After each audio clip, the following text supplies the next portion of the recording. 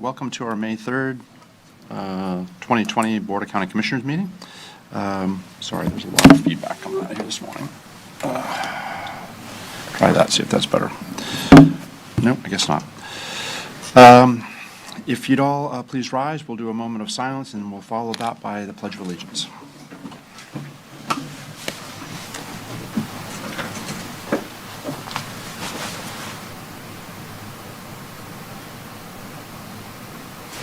Thank you.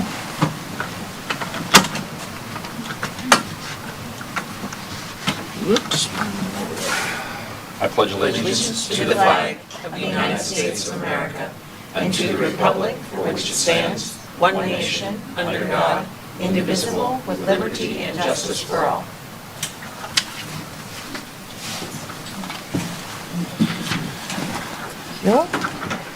Okay, this morning we will have our 9:05 public comment. We will also have 5:05 this afternoon, or whenever we get to the end of the meeting. If it's before 5, it'll be then, and if not, we'll take our 5:05 at 5. We have some additional items this morning.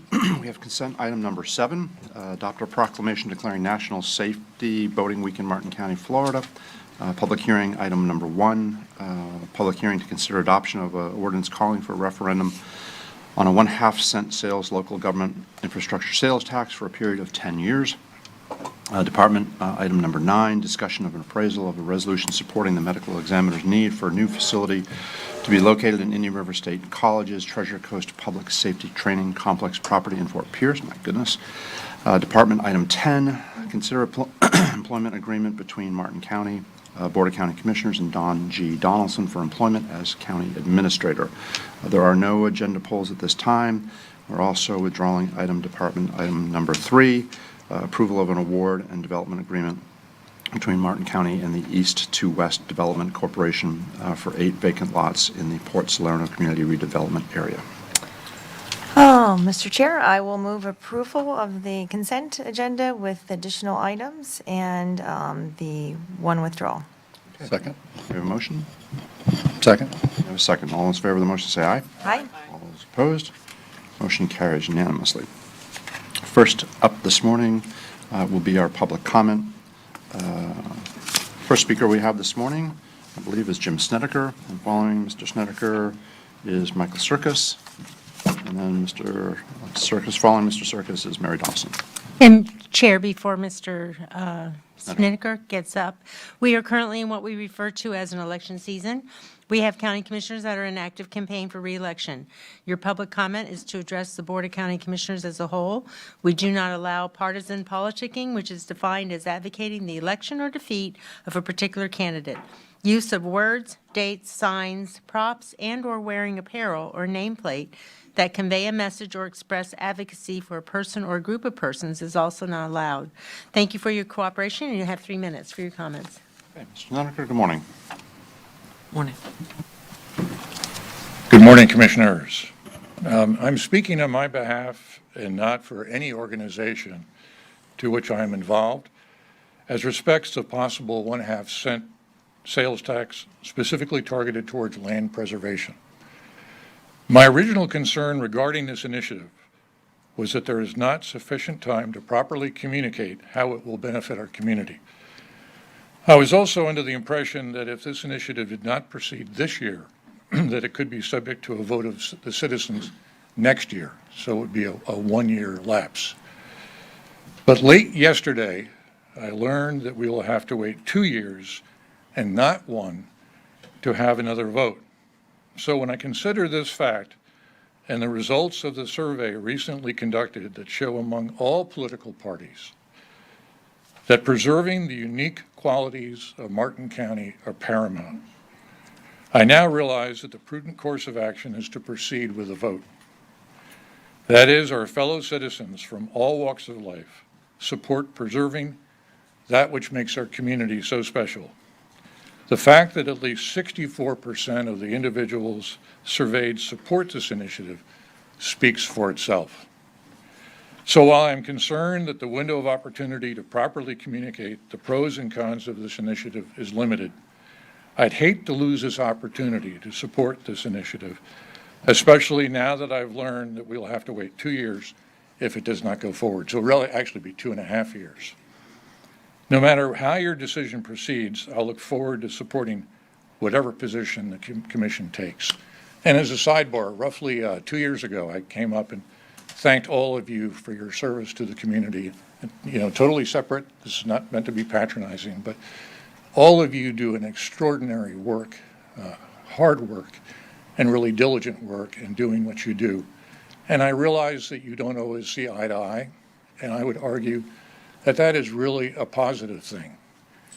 That if everybody goes down the same path, that's not always a good thing. So I commend you for your service to this community and making this the special place that it is. So thank you. Thank you, sir. Mr. Circus, followed by Mr. Circus is Mary Dawson. Morning. Good morning. Michael Circus, Palm City. It is imperative for the effectiveness of a democratically elected representative government that such a government works side by side with the constituents of whom you represent. Whether this be federal, state, or local, it is a well-informed and active citizenry that is the bedrock of solid governance.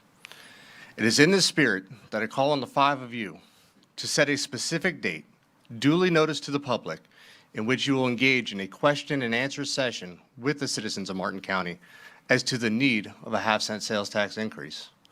I specifically question, how effective has the current FPL 6% sales tax or franchise fee been on addressing the $500 million infrastructure backlog our county faces? A tax, by the way, that we will continue to pay for a minimum of 25 more years. I want to know that with $22 million currently in outstanding debt, how can we justify borrowing up to 80% of anticipated revenue on a sales tax increase with no guarantee that the anticipated revenue is going to be matching actual funds? I wonder, have we taken any honest efforts to eliminate or greatly reduce our unnecessary expenditures? Have we liquidated defunct lands the county currently owns, funds that could be utilized for future land acquisitions? Have we honestly prioritized public needs over public wants? And can we justify a new tax on an already financially strained public? I look forward to a public question and answer session where we can address these concerns in a civil and transparent manner, because only after we, the citizens of Martin County, have been engaged in discussion can we honestly go forward with a confident vote, either for or against a sales tax increase. Thank you. Ms. Dawson, followed by Tom Pine. Good morning. Good morning, Commissioners. It's a pleasure to be here this morning, and once again, I thank you all for your public service. I'm here today to support an item I can't actually find on the agenda, but that I told was today, which is an application for approval for the Martin Grade to apply for a grant with the Florida Highway Scenic Highway Department. This Board of County Commissioners has had a 30-year commitment to protecting and taking care of the canopy on the Martin Grade. In the early 1990s, when we decided to pave the road, we had to face the choice: are we taking down the trees, or are we going to acknowledge that the beauty of the trees isn't the only thing? The trees are basically a living history of western Martin County, and if we keep doing well in this county, it's also the symbol of our future going forward. It's the heart and soul of our future. In the 2000s, early 2000s, when the citizens decided that one way to really help us would be to have a Florida Scenic Highway designation on the Martin Grade, the County Commission was with us every step of the way. It took 10 years, and because we went through the Great Recession, we kept plugging with your help, and we got the Scenic Highway designation. Today, without even doing any work at all, our Facebook page has over almost 5,000 followers and thousands of comments for people mostly around the region, but from all over the country, who want to know about the grade and love it and support it. One of the advantages of the Florida Scenic Highway program is it makes you eligible for these grants. For years, they weren't doing the grants. Now they're doing them again. Now we can take advantage of all of our hard work by becoming a bigger part of the program.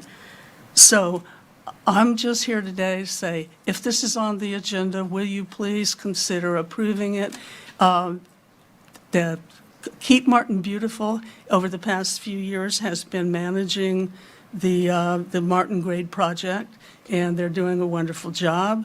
And so you've got good people in the county, good people in the nonprofit, good people out in the community. And we all really would like for you to continue supporting the trees. Yes, thank you very much. Thank you, Mary. Tom Pine, followed by Diane Meyer.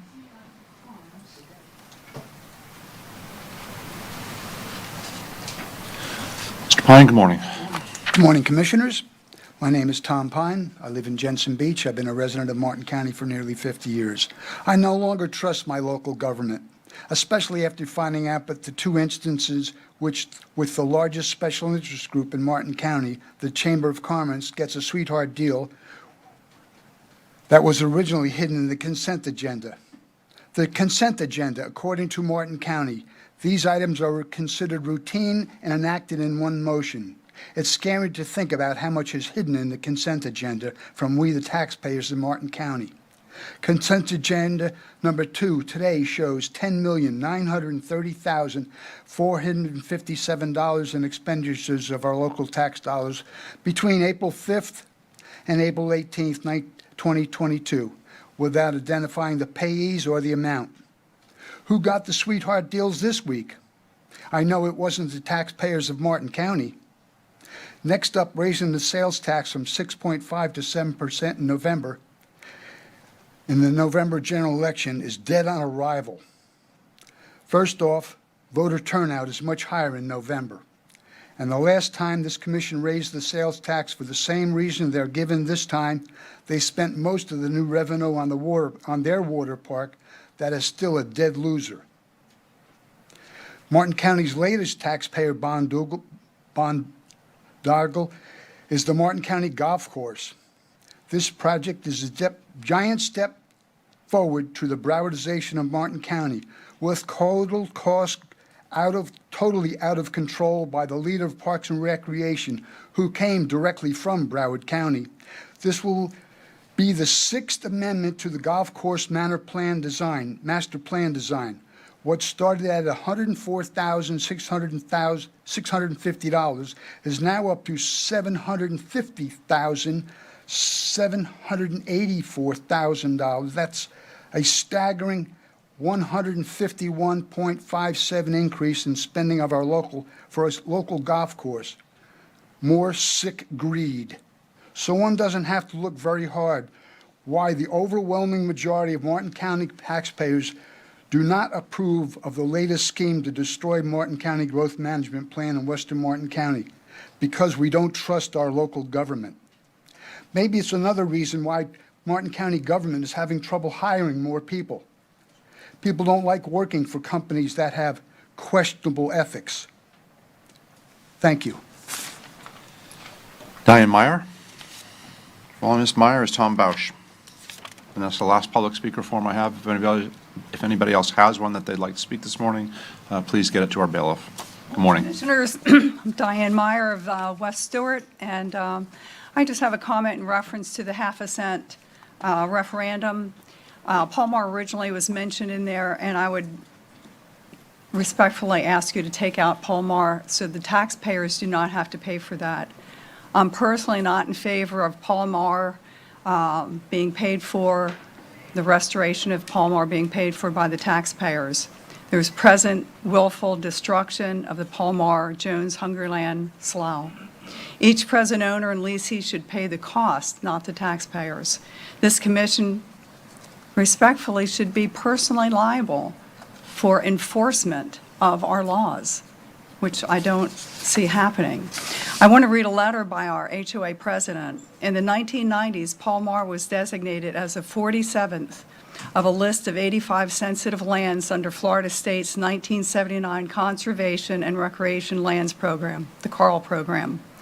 Recommendation was to purchase the lands to protect the surface water that's vital to the area.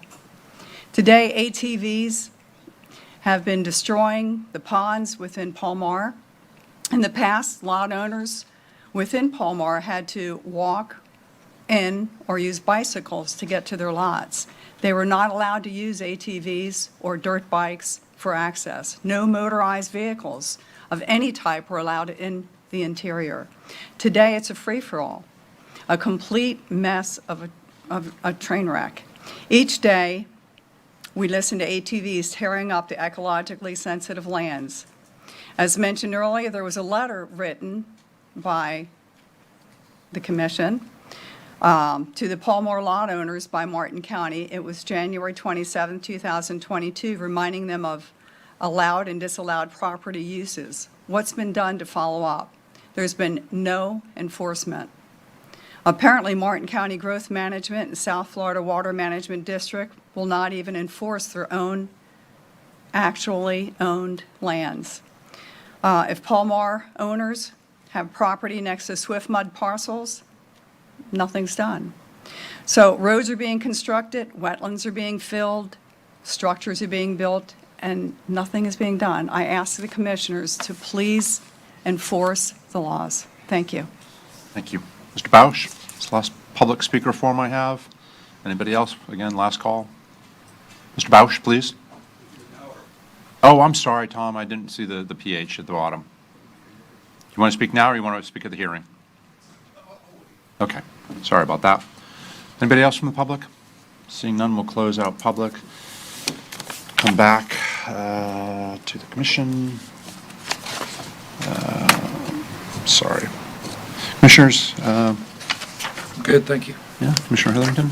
I just wanted to note that yesterday evening, walking downtown, and Tykeston Teens for Mental Health Awareness Month has lit the Sailfish Fountain downtown green all month. So if you have a chance, take a stroll by there. It's beautiful.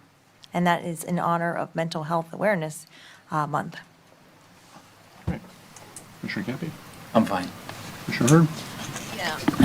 Yes. I think it's time that we recognize the reality of electric vehicles and think about installing some charging stations in our parking lot. I think that all of us are going to be driving electric cars sometime in the near future, and let's look into the practicality of installing some charging stations.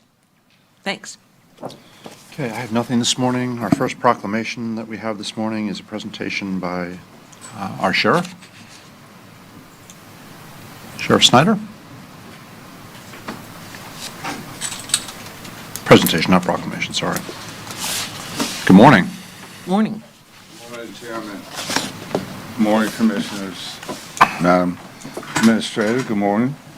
What a pleasure to be here, and it's my honor always to come before you. And just before I get started, I've actually been tracking electric vehicles. They don't make them yet for law enforcement, but I'm looking for the day that, because actually they would work. You know, we don't drive 400 miles. We don't need that kind of mileage. So maybe someday we'll see a heavier platform that supports the law enforcement efforts. But that's not what we're here to talk about today. I'd like to introduce Pete Croft, one of my captains. The rest of my staff is here, a lot of my staff, Chief Deputy Budenseek and Major Cummings and the rest behind me. I thought for a while how to open this conversation and how to talk about what we're going to talk about today, which is body-worn cameras. And what I'm going to try to do today is just present kind of a policy discussion about the cameras. I think I sent you all an email to cover as a cover memo over our presentation. It's going to be short, or as long as you want it to be. And what I said in that, and I want to reiterate here, is I'm not coming today to say we have to get body-worn cameras or ask for body-worn cameras. And so I'm going to try to walk kind of a nuanced center of the road presentation and explain what body cameras would mean to us, what we think they've meant to other agencies, and what are the implications for us if we want to go to body-worn cameras. And I use the word "we" emphatically because this has to be a joint effort. I can't come in here and pound this lectern and say I've got to have them, nor can I come in here and say we shouldn't have them.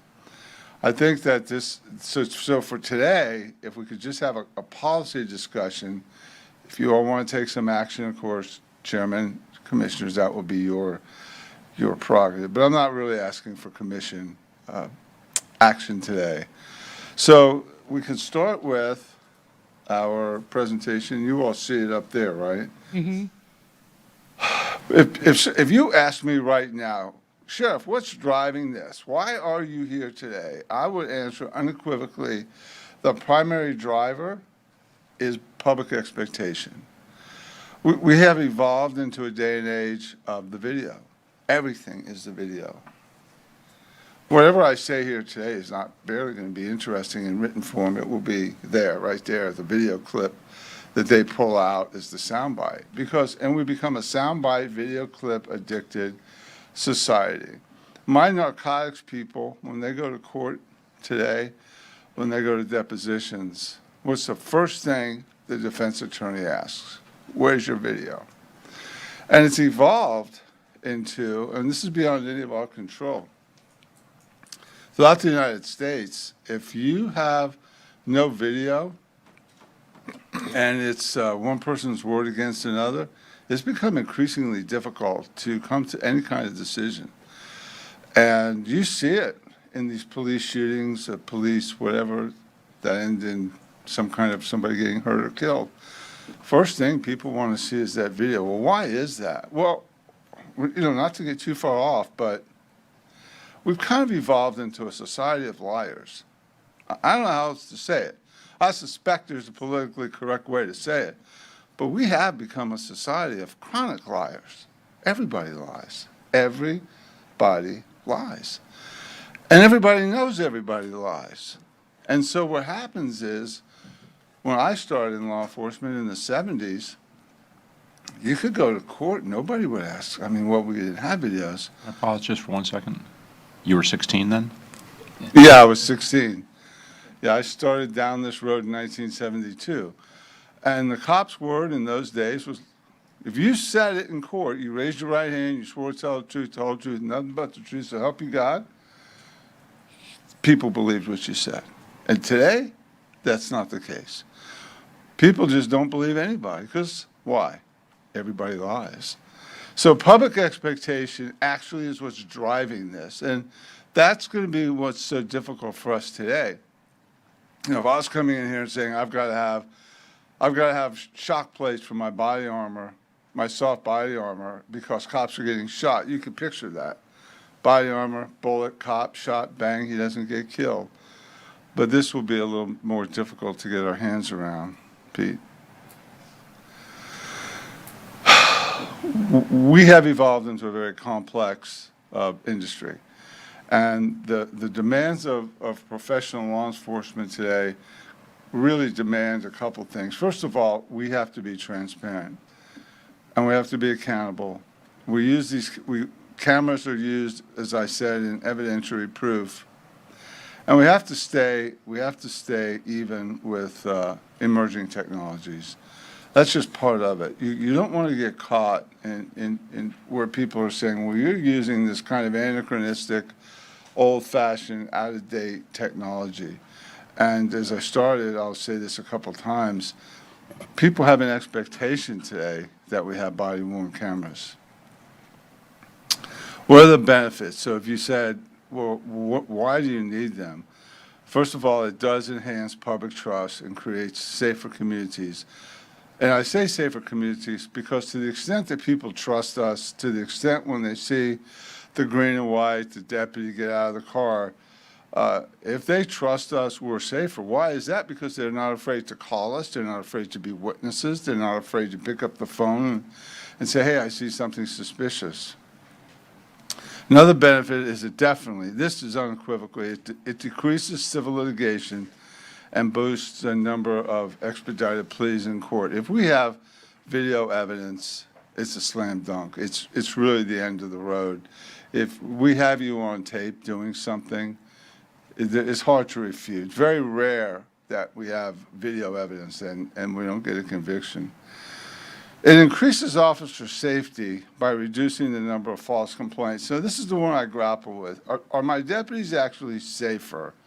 Because when they get out of the car, they go like this and turn on the video camera. I think I would argue that they are fundamentally safer if they have the cameras. And I think there's a couple of different reasons for that. Number one, when that little light is going, they know we're videoing them. So that could prevent a situation where someone thinks, well, maybe I can get away with something, but the cop's videoing me. So, I mean, I think that there's a connection between the camera and officer safety. It's not huge. I'm not arguing today that I need cameras to keep our deputies safe. That's not true. We don't have video cameras today. I none of my people, except those in the test program, and I'm not sure that putting on a camera makes us that much safer. But there could be instances where what's happening today, not to get way off, this will probably end up being the soundbite, is cops are hesitating. Everywhere they're hesitating. Everywhere they're becoming more and more reluctant to intervene in lower level issues, such as license tags that are out of date, or speeding that's not horribly reckless, suspicious people on a street corner. There's more pressure on these street cops throughout the United States than ever before. And because of grand jury indictments and because cops are going to jail or prison all over the country for actions they're taking, cops are more reluctant today to engage unless it's really something more serious. Now, I would argue here in Martin County that's not the case, but it's only a matter of time.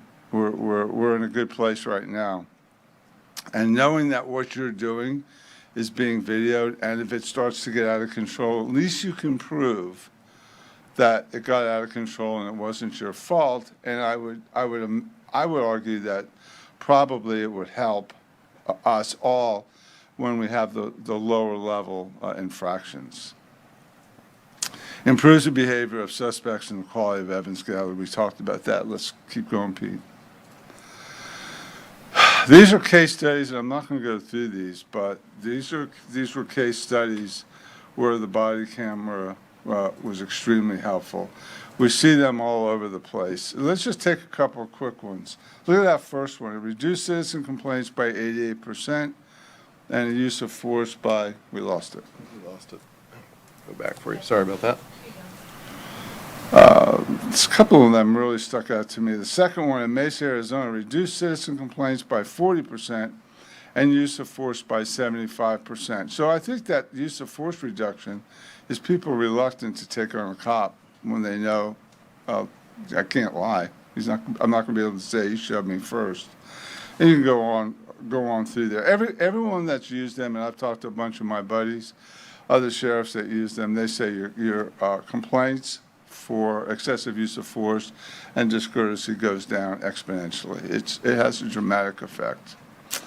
We become outliers. Look at the counties around us. St. Lucie has cameras. Palm Beach is testing them. They're going to get them. Stewart uses them. PSL uses them. Indian River uses them. Okeechobee can't afford them, and Fort Pierce uses them. So they're all over. So there's an expectation there again. I find people are pretty taken back when they ask me, do you have cameras? And I say no. Go ahead, Pete. Please. It would cost us $1 million a year to get body-worn cameras on all the law enforcement personnel that we think should have them. That would be this, you see the number there, $733,000 for equipment, $332,000 just for support personnel, and we're being pretty conservative. We've talked to agencies. The public records requests from my friends in the media are extraordinary. Now, you turn on body-worn cameras, it's going to be enormous. It will be absolutely exponential. This would just be for people, and you have to be so careful. I don't want to get into everything in this morning. We don't have time, but just taking out data and covering what can't be released. Redacting is a full-time job. We're inundated now with redacting just with the videos we have. This would be a prairie fire. Some of the program costs may be eligible for grant funding. We are working now with your staff on that. And there's the personnel broken down. So I've gone through it fast. I wanted to start the conversation. I think $1 million a year is a lot of money. I know it's a lot of money. It would buy us, can I see that, Pete? Just to give you an idea, if you gave me $1 million a year and I already had cameras and you said, here, we love you so much, we're going to give you $1 million a year, I don't need it for cameras, I could buy 22 brand new, fully equipped, marked SUV interceptors. That's 22 a year for 10 years. I could buy 3 new patrol boats. This is for the whole, 10 million. And then 7 full-time deputies we talked about. Or I could buy 2 more helicopters over 10 years. Now, after last night, I'm almost convinced we could use another helicopter. You'll see it in Facebook today. So, a lot of money, a lot of things to think about. I wanted to bring it up because I thought you all are the appropriators and you all have the pulse of the community. Hopefully this will spark a conversation. We'll probably put it out on our Facebook, what we're thinking of doing, put up some of the numbers. We're trying to feel the public mood. And that Commissioners, are my thoughts this morning. Well, we have at least one light.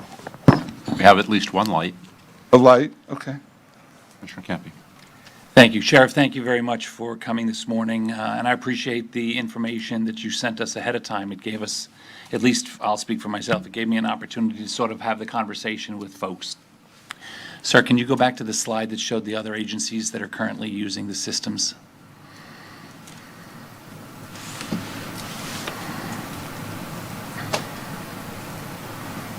That one. I think this is probably your most telling slide. I've had the opportunity to work with you and come and visit your staff with your new policing techniques that you're using, and you're working interagency coordination because criminals, if you will, don't specifically stay in their own counties. And so I think when we look at Palm Beach, and I would agree with you, I spoke to a couple of law enforcement personnel in Palm Beach County. They are looking forward to having them, and that's like almost a foredrawn conclusion.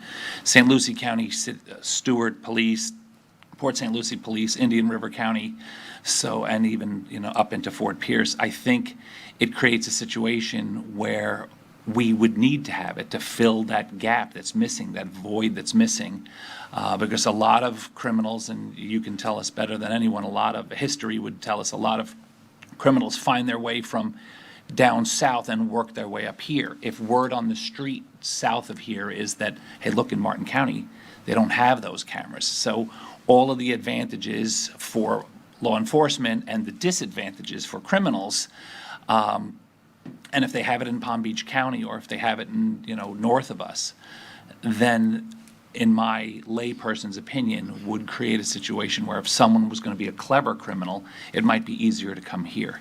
Now, they might not know hashtag wrong exit, but that being said, I think that would be helpful. My next point is that when you look at this body-worn camera provider, it's obvious who we would be using, which also eliminates a lot of the back and forth of trying to figure out what would the best system be for us. This is obviously, I'm sure if I asked you how long some of these agencies have been using the system, it's already been street tested. It works. This is the right one to have. So I like that.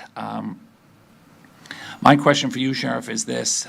Is there any advantage for working regionally, similar to how we work with the medical examiner's office, which we're also going to discuss today, where for one individual county, it might be a little financially challenging to support a program exclusively by itself. Even if we just basically looked at the Treasure Coast and the also, Port St. Lucie and Stewart, can we do something where we might have the ability to have efficiencies in upfront costs of purchasing in more of a volume kind of an effort, and then also the continued cost when you were talking about redacting? Is there an opportunity for the 3 agencies? Palm Beach sort of does their own thing, but the 5 agencies, if you add in the municipalities, to have a department similar, like I said, to the medical examiner, so that each department wouldn't have to front the costs of the continuing personnel costs. And then just to the concept of whether or not these cameras are a good idea. I mean, $1 million is obviously a lot of money. You wouldn't necessarily want to add it into your budget if it didn't really benefit the cause.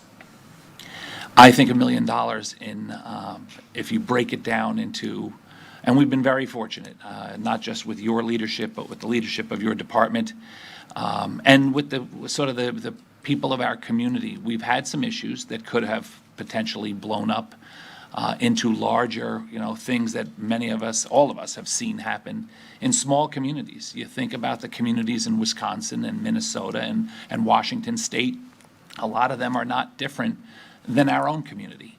We've just been, blessed, if you will, or fortunate that these issues haven't happened here. But when they do, $1 million will seem like a small amount of money when you're trying to, first off, obviously in the cost of human life or people being injured on both sides of the issue, but also trying to rebuild communities and main streets that are rioted and burnt down and destruction. I'm in favor. I'm in favor of giving you my personal support or to move forward in the process. I don't know what we would be accomplishing positively if we said, hey, thank you for the presentation, head out. And then we'd see you in 6 months or a year, because the worst thing that could potentially happen is that if in the next 6 months or a year, while we were waiting to give you our opinion, something terrible happened. My family, my wife's family, her father, all 3 of her brothers, her nephews, are all law enforcement. And so some of them are wearing body cameras, some are not. I think that it supports the good work of the individual deputies, in our case, or police officers that are doing the right thing every single day, all day long, every shift.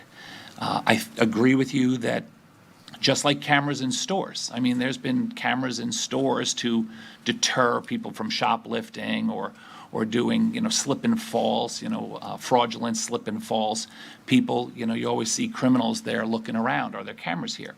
I know that in England and in London particularly, it's a major portion of their law enforcement efforts that they have community cameras and body-worn cameras. And so I'm all in favor of it. I'm not sure what my colleagues would think, but I appreciate you bringing it forward, and I would support you and your department bringing it to active use as quickly as you deem appropriate. Thank you very much, sir. Commissioner, I appreciate those comments, and with the chair's permission, I'll make this observation.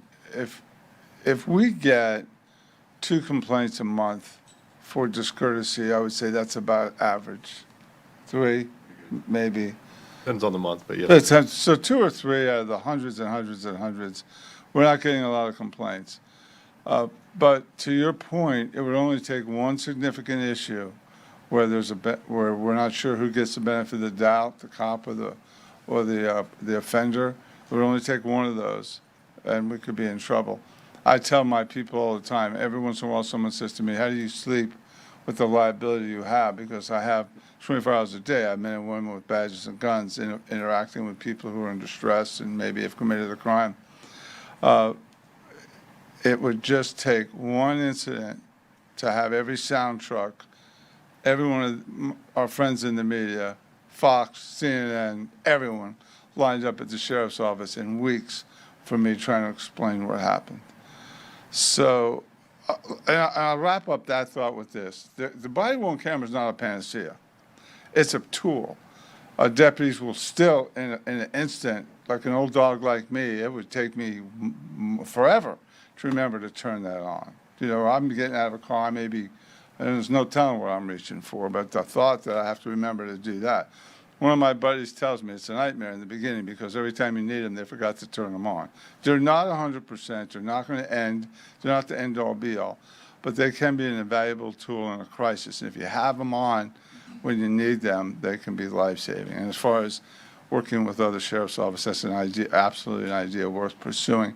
I think that people in this industry that make software and sell to the cops, I don't believe in reincarnation, but I think if I did in a previous life, these were all pirates. And they kind of make it so that you pretty much are stuck. And just so that you know, we're also testing Panasonic. Axon is the leader in the industry. Panasonic's right up there. Motorola. Panasonic we couldn't hook up with. Yeah, Panasonic didn't respond. So we are looking for additional input. Yeah, what's the protocol for turning them on? We will develop it. We'll look at what others are doing, but the general policy will be anytime there's anything going on of a police contact nature, they have to turn it on. So, you know, if you get out of your car and somebody walks up and says, "Deputy, how do I get to Monterey Road in East Ocean?" You don't have to turn it on. But if you dispatch to a domestic, you dispatch to a suspicious person, you're stopping a car, any kind of law enforcement interaction with the public, you just tap it and turn it on. So if we were to test body cameras, prioritize the type of law enforcement officer, you would say this group needs them the most, this group needs them the least. Prioritize the top 5. You mean in our agency? Say, first of all, we have, how many are in the field? We have 266 officers. We're testing 10 cameras. We do, and we have been since January, doing a staff study and testing cameras. If your question is who, all road patrol personnel, all first responders would wear them, all sergeants of all first responders would wear them, all lieutenants in charge of platoons would wear them. Administrators like me, let me use my chief deputy because he does so much in and out of the office. He would have them so that he could get into the evidence portion of it. So without your own camera and your own login, you can't get into the system and take a look at what's happened. And this also helps us log evidence. Every time we pull out a taser, the taser data would connect with this. So it's comprehensive. And this $1 million is after we take out some of the other contracts we're paying now, such as the taser. And Does everybody have a taser? all the people I just mentioned that would have cameras all have tasers. So if we tase somebody, we draw our guns, we grab somebody, we hit them with something, it should all be on tape. And the use of the camera is voluntary. I mean, it's up to the officer who's wearing the camera to turn it on. I would argue it's not voluntary. It's required. It would be required by policy, and if they forget, which they can do, then that's their bad. And if it's a one-on-one situation now, I use this term. If someone says the deputy misbehaved, said something unkind, and the deputy says, "I never said that. I say this. There's no witnesses. Tie goes to the runner. The deputy gets the benefit of the doubt." This takes that away. Thanks. Commissioner Jenkins.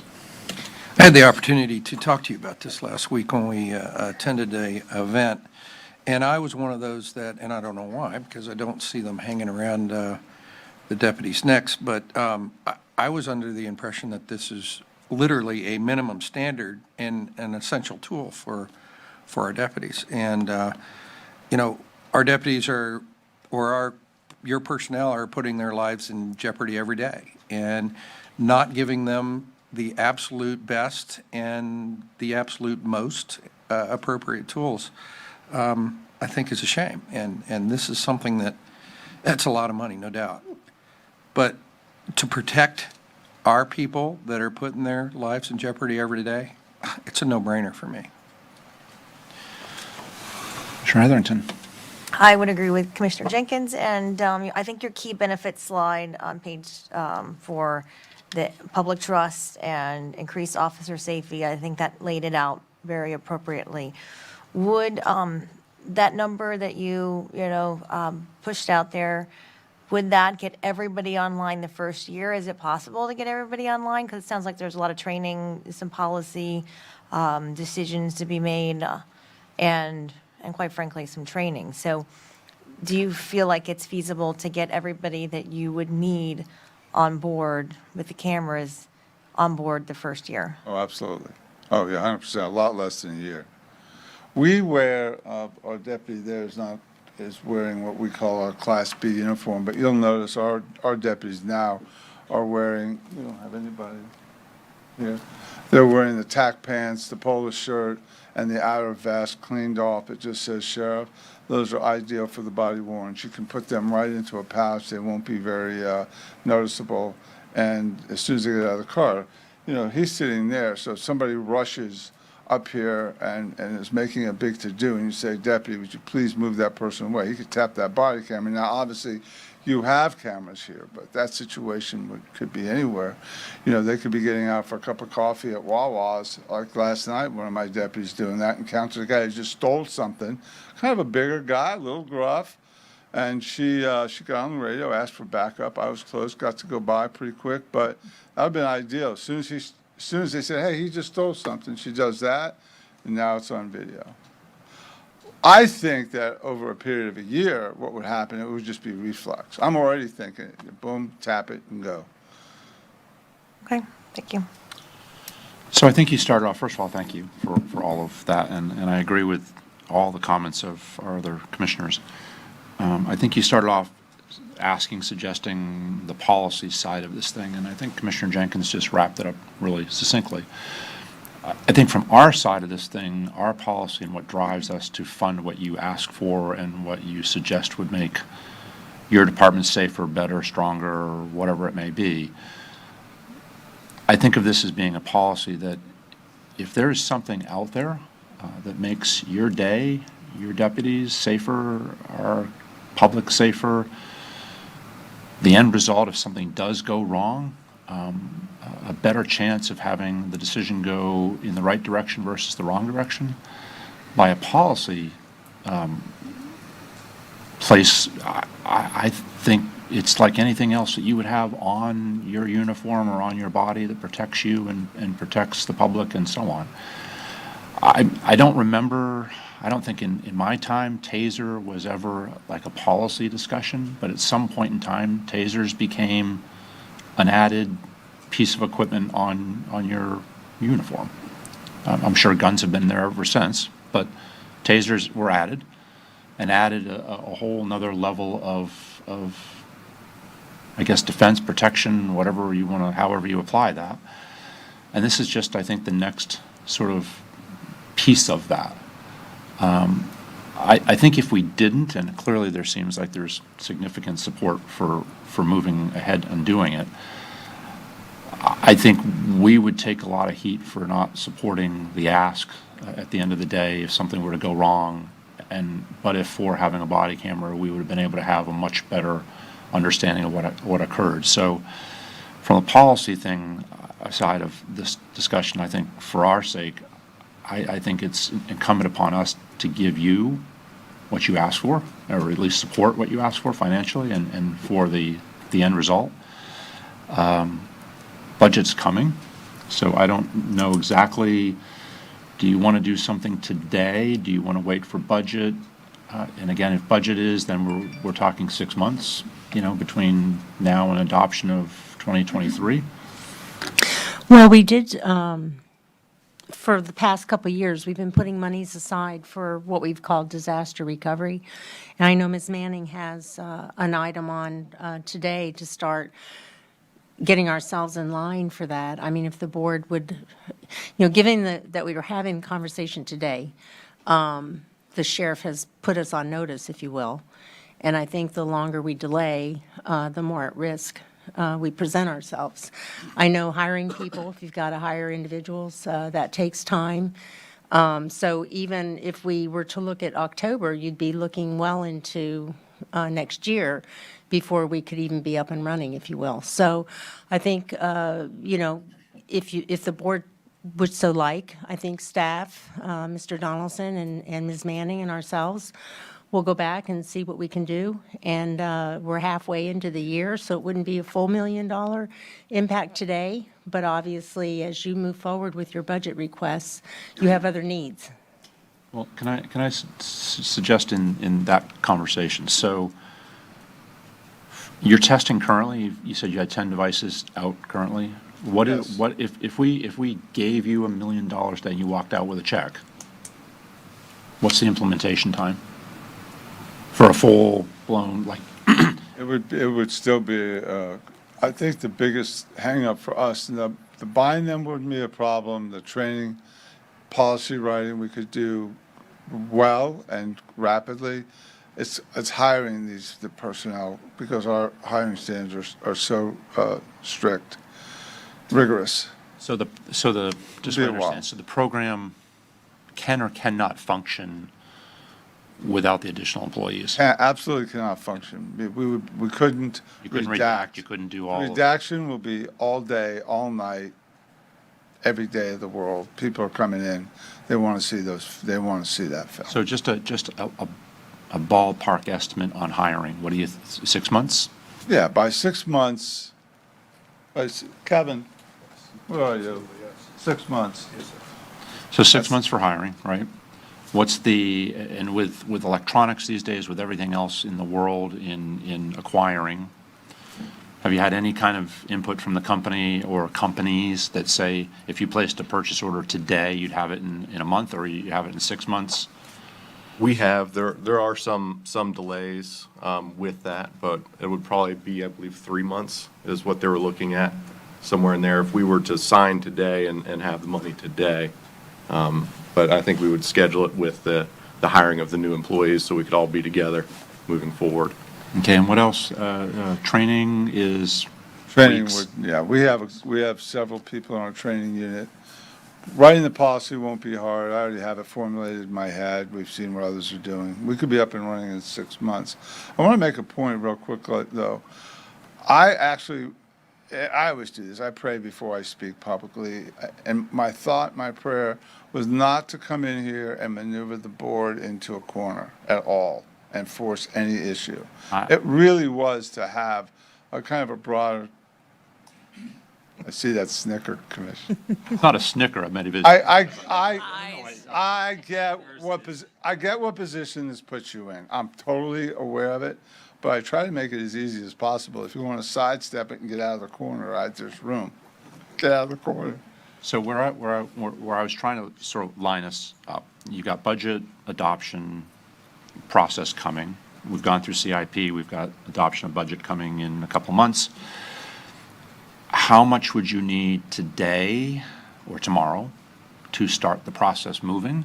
And can we take, as Taryn said, is it a portion of the resource that you need funded immediately?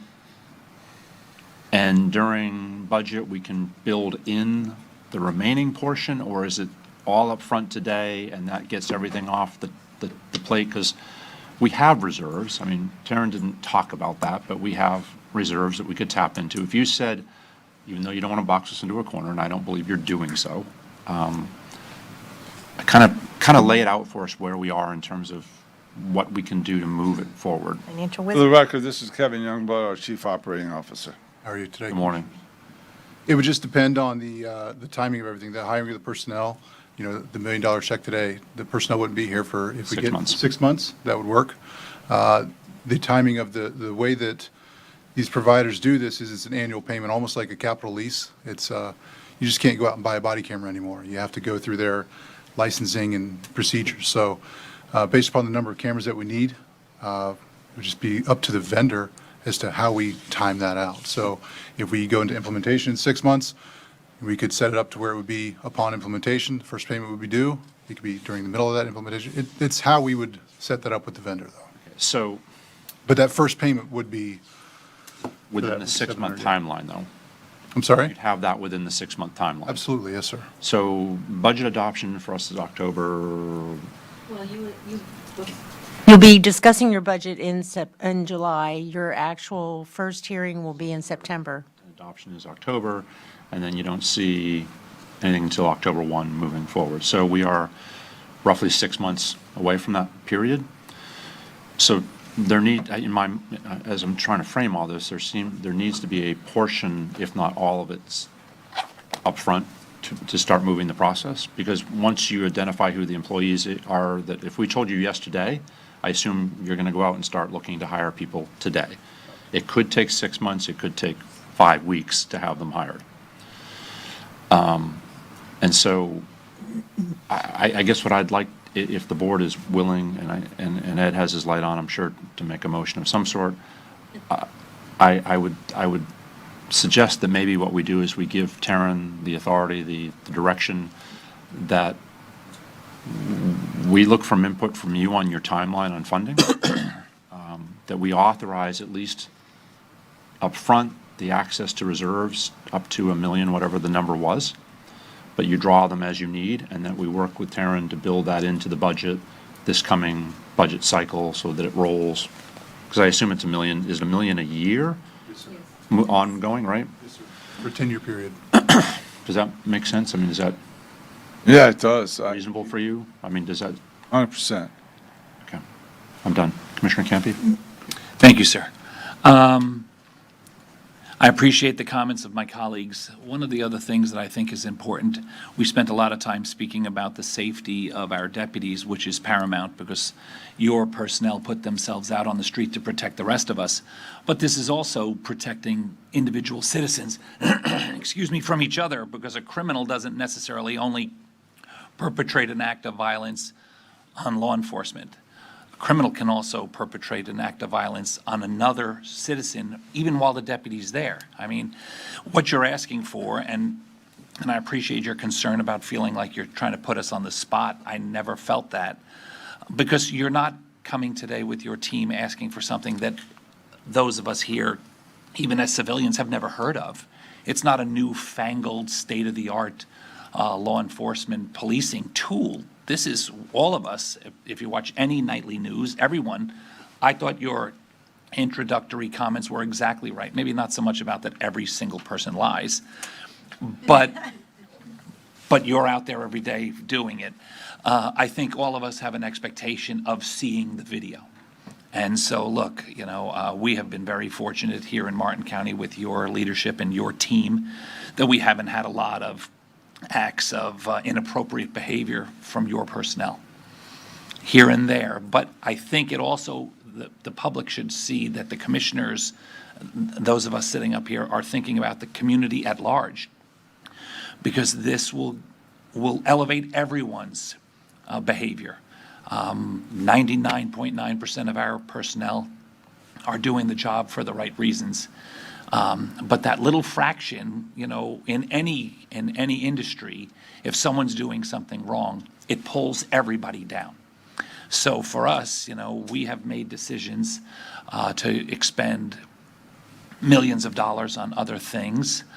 This is an easy one for me. I would 100%, and using some of Chairman Smith's language, I would make a motion that we ask staff to work with your team, including yourself as the leader, to figure out what is the appropriate funding that is necessary for you to implement this new policy and strategy, if you will, in the most expeditious timing as possible. Because like Ms. Krista said, the conversation was had today. So today is day one as far as I'm concerned. And the sooner you're able to hire personnel, which is challenging, especially for a very technical position, to get the equipment that's necessary in a time of supply chain issues and get it all squared away so that it's everything that we're hoping it will be. Today is the first day of that, so that's my motion. And would that include, Taryn, the authority to fund that? Correct. Yes. Absolutely. All right, I'll second that motion. Thank you. Just for Third. purposes of clarity, and I'm sure it does, but sometimes we say things and then it doesn't get captured sometimes. That means if it's reserves, Taryn, that we look at, that means if there are grant opportunities Yep. to apply, it's whatever funding source is available, appropriate to us at this point. And then the remainder, if it's appropriate, to work into the budget so that it is understood where and how we're funding that as an ongoing concern. And if I might ask that when you have reached that decisions and done that, you don't have to necessarily come back, Sheriff, but if our staff could give us an update when we, if it's in June or July, whenever that is, come back and just give us an update, not just for the 5 commissioners, you can do that any day, but that the public would be able to hear it during a commission meeting to say, okay, we know that there's an expectation that these will start to roll out. I think sometimes the fear is that if we said yes today, public will assume 2 weeks from now, everyone would have these cameras, and it's a process. Thank you very much. Commissioner Hurd. Yeah, I'm supportive, Sheriff, but I'm curious. Tell me about funding sources. I see disaster recovery reserves, but there is no amount. So tell me about what you anticipate the funding is going to be for this initial foray of $1 million.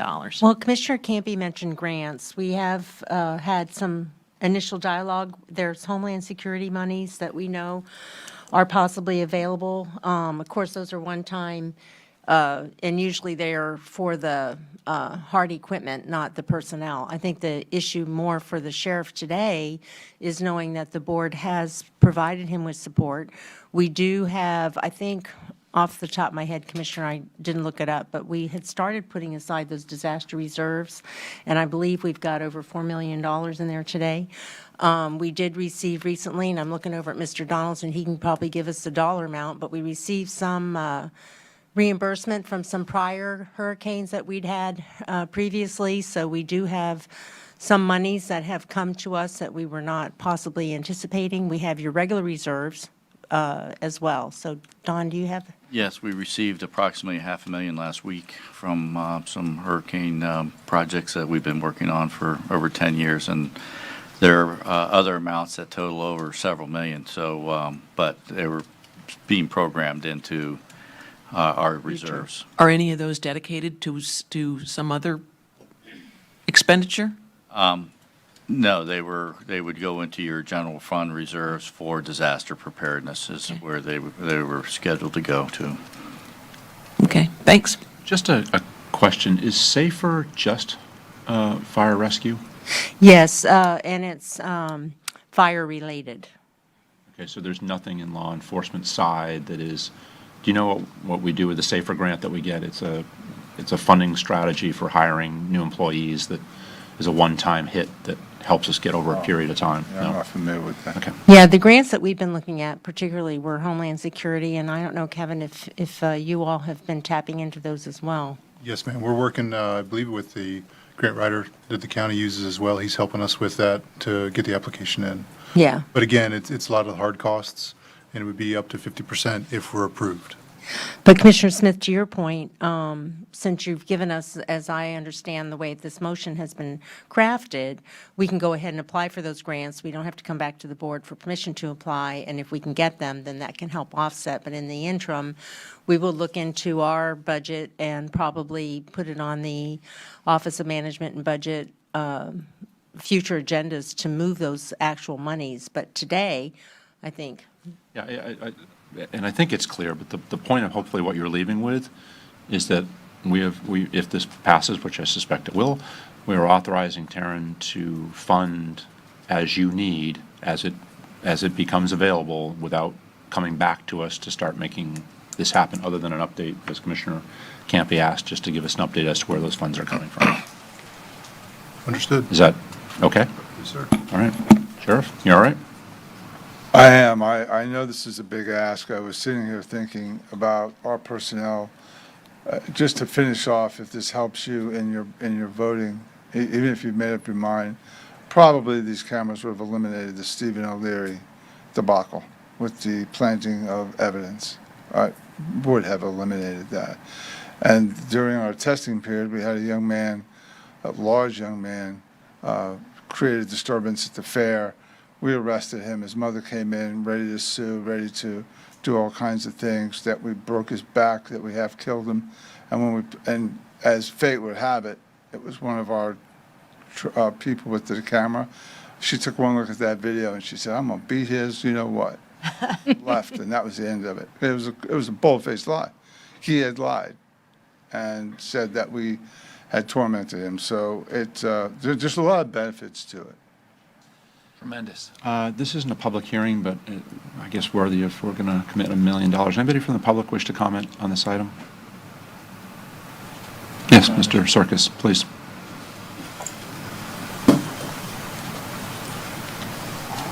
I'm a numbers guy. It's something in my blood. As I'm looking at this page, my only question is the equipment. It's a $734,000 ask, but it's rolled into an annual cost. What is the lifespan of the equipment, and is that $734,000 expected to purchase new equipment year over year? 10 year? In the technology world, that is a perfectly reasonable question. Good question. So yes, that is a very good question. As we looked at the cameras and you look at the options going forward, that contract price over the next 10 years includes re-ups of new technology. It covers your cameras. At no point are we actually owning these Axon cameras. They're on lease to us, as Kevin mentioned. And it is not only the equipment, but it's the data storage every year. It's all bundled into one package, and they basically charge you by officer that you expect to have them. And that is how you get that cost. So just a curious question that it does pose, and I'm sure what you said about the pirates exists.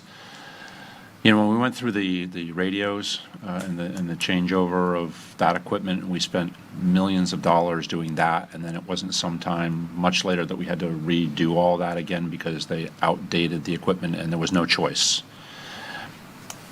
Does the provider have any kind of assurance that the 10 years is really 10 years? And This, to answer your question, Commissioner, this will all be in the contract. Every 30 months, we will receive new cameras for every body-worn camera we have. And if new equipment were to come out in between that time, we would not receive it. We would receive it on the dates. So I believe that's 4 total updates during that time period that we would actually receive all brand-new equipment. And if something were to go down during that time frame, it's on them to replace and recover. And the frequency at which it operates under, is it a live feed to a data center that stores back and forth, and is it a dedicated frequency that we don't get into, again, what we ran into with the 911 frequencies? So this is all inclusive. We will not go back to the table with Axon again.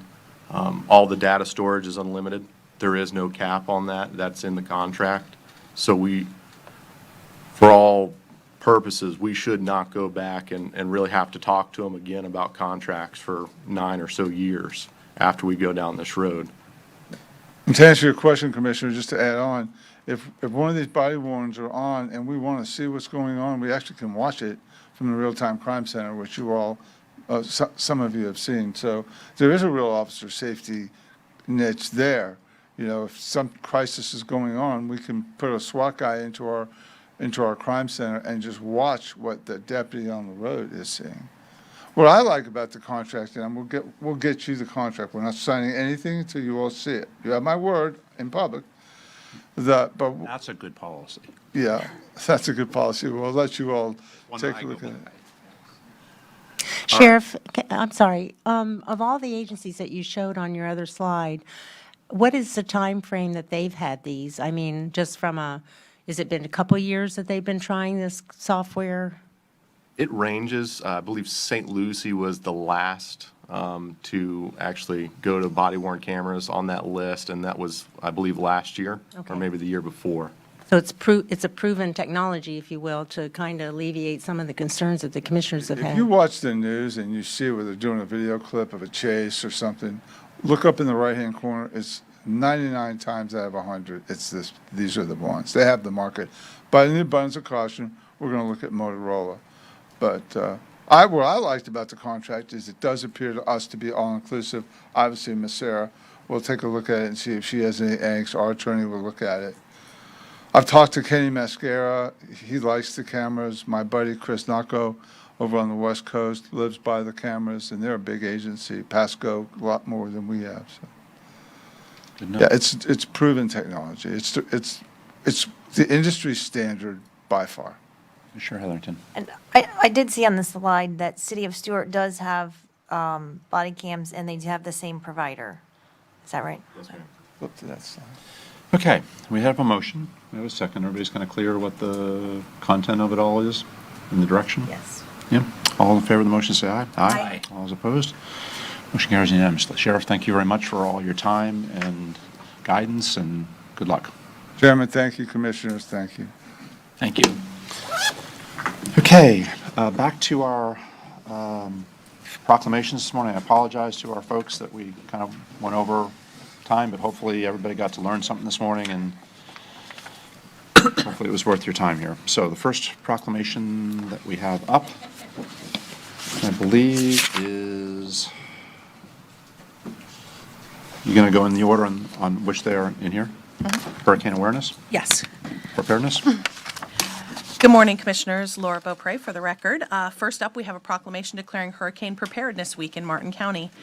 The 2022 hurricane season begins on June 1st, as everyone knows, and as a coastal county, Martin County is extremely vulnerable to storm surge, tornadoes, flooding, and high winds.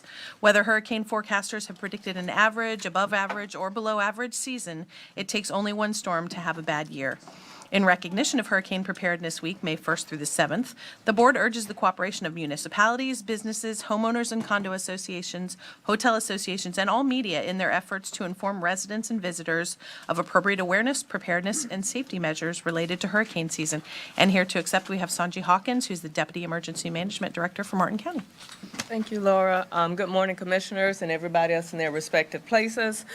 We just want to remind everybody from the Emergency Management Agency here that hurricane season is June 1st there, and we ask that you start preparing now. And my own personal take when it comes to hurricane season there, I ask that everybody remember in your own communities, you have seniors that live in your communities. Help them prepare too. Many of them called us. They don't have anybody to assist them that's putting up shutters or anything there. Just remember that your neighbors, some of them just don't have the same benefits. So we do thank you for this proclamation, and the information that you see on the monitor and the screens, they're also out there in the foyer. So thank you very much.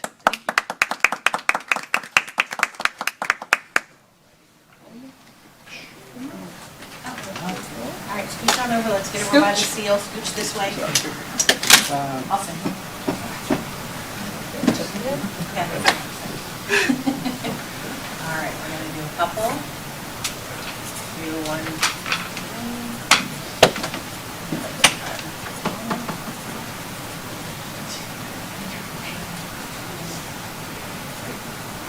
Thank you.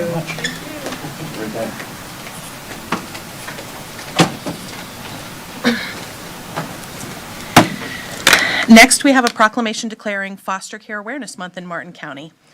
Foster, kinship, and adoptive families who open their homes and hearts and support children whose families are in crisis play a vital role in helping children and families heal, reconnect, and find permanency, and help launch these children into successful adulthood. There is an ongoing need for more foster homes on the Treasure Coast, and the community should be aware of the needs of children, as well as the enduring commitment and contribution of foster parents. In recognition of May 2022 as Foster Care Awareness Month, the board encourages all citizens to volunteer their time, talent, and energy on behalf of children in foster care and foster parents during this month and throughout the year.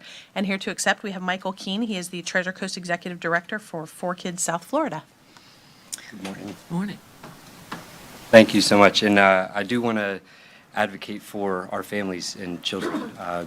I think that one of the oldest plagues that we have in human history in human history is orphan and widow care. We see the breakdown of the family. We see a disruption in society, and our foster families that we have here in Martin County are giving up their lives to change the society that they live in by taking in children, working with the biological families to reunify families. That's always the goal of foster care, is to reunify families together, because we know that the God-made intention is for families to be together. So by this proclamation, I thank the Commissioner and Martin County as well to put forth attention to this need and this cause. So thank you very much.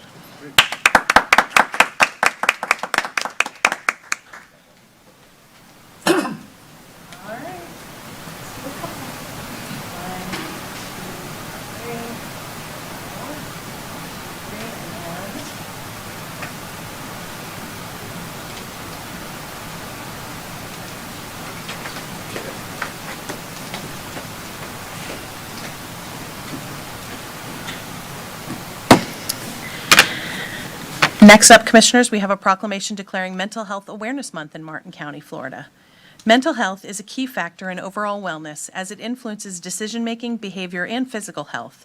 Stigma remains the primary obstacle to getting help, and as community leaders, we must prepare for an increase in demand on services through education, outreach, and greater access to care. In recognition of May 2022 as Mental Health Awareness Month, the Board continues to strive to increase public understanding of the importance of mental health and to be a community which supports mental wellness. And here to accept, we have Pat Austin, who is Board Director Emeritus with New Horizons of the Treasure Coast, and Okeechobee. Thank you, Commissioners, very much. You know, we've all had a very stressful, exhausting couple of years. But imagine, if you will, what it's been like for the 15,000 plus clients that New Horizon cares for over the 4 counties. So on behalf of all of them, I want to thank you for taking time to think about mental health and mental health awareness and the kind of services that we need to provide for these people who are trying so hard to cope with mental health issues. New Horizons has inpatient services in Fort Pierce, but we also have outpatient services in all 4 of the counties.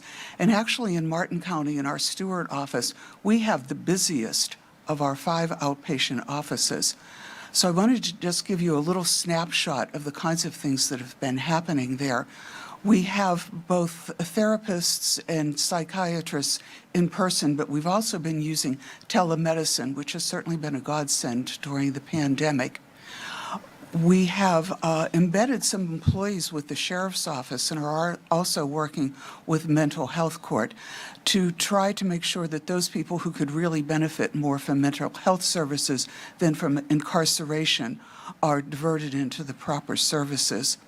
Our medication-assisted treatment program has had to expand exponentially because the opioid epidemic, while we were focused on the COVID pandemic, has also expanded exponentially. We're now doing substance abuse treatment prevention services in 11 of the elementary schools in Martin County. And for some of our long-term mental health clients who have gotten themselves stabilized, we now have them in a program that we call a learning center, because they need to learn or relearn some of the most basic skills of daily living in order to live independently again and eventually come back into the workforce. And we're very pleased that our mobile response team has been very active in Martin County. They're prepared to come anywhere, school, home, public space, wherever they're needed, where there seems to be a mental health crisis. So again, on behalf of all of them, on behalf of all of the people who depend on you so much for mental health, we thank you. You know, Florida is 49th in the nation in our support of mental health services. So our resources are always far outstripped by the need in our community. So anything that you are able to do to us, even suggesting to other people that you see a need, that they should get help, we thank you.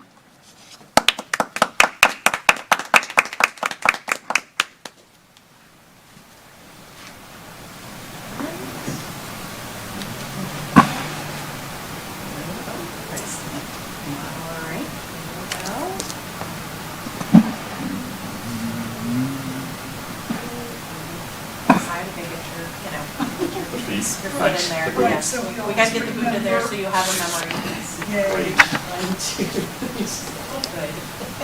Thank you.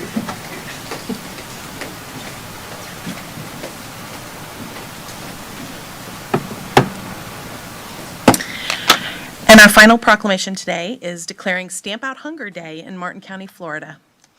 Every year on the second Saturday in May, letter carriers across the country collect non-perishable food as part of the nation's largest one-day food drive, distributing the donations to local food banks.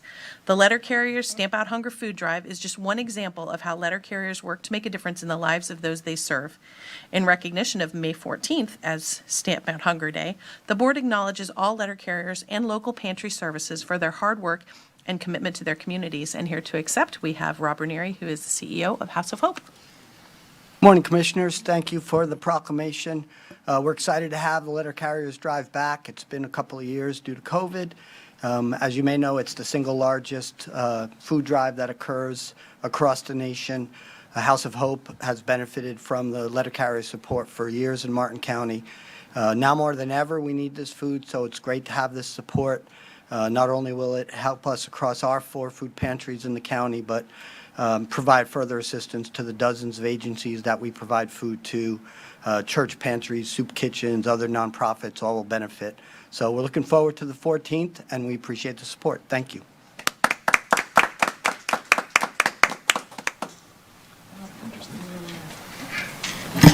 Oh, really?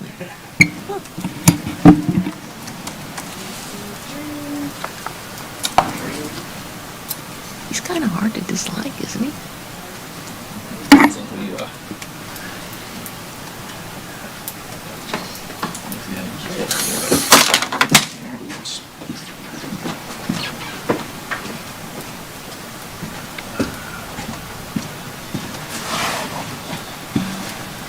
Okay, so let's take a break before this. You are. I'm getting signals up here that everybody would like to take our 10:30 closed captioning break, so we will do that, and we will come back with our first public hearing item, which will be public hearing item number 1.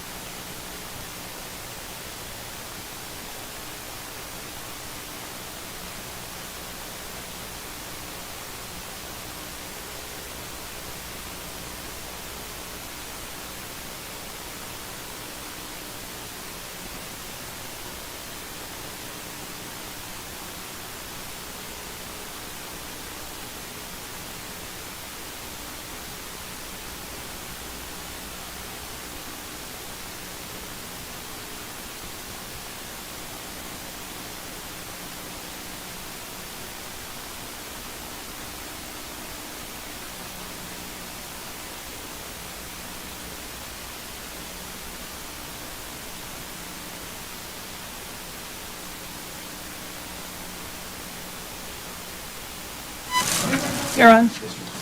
Okay, everybody, welcome back. If you please take your seat. We are coming back to public hearing item 1, public hearing to consider adoption of a ordinance calling for a referendum on a 1/2 cent local government infrastructure sales tax for a period of 10 years.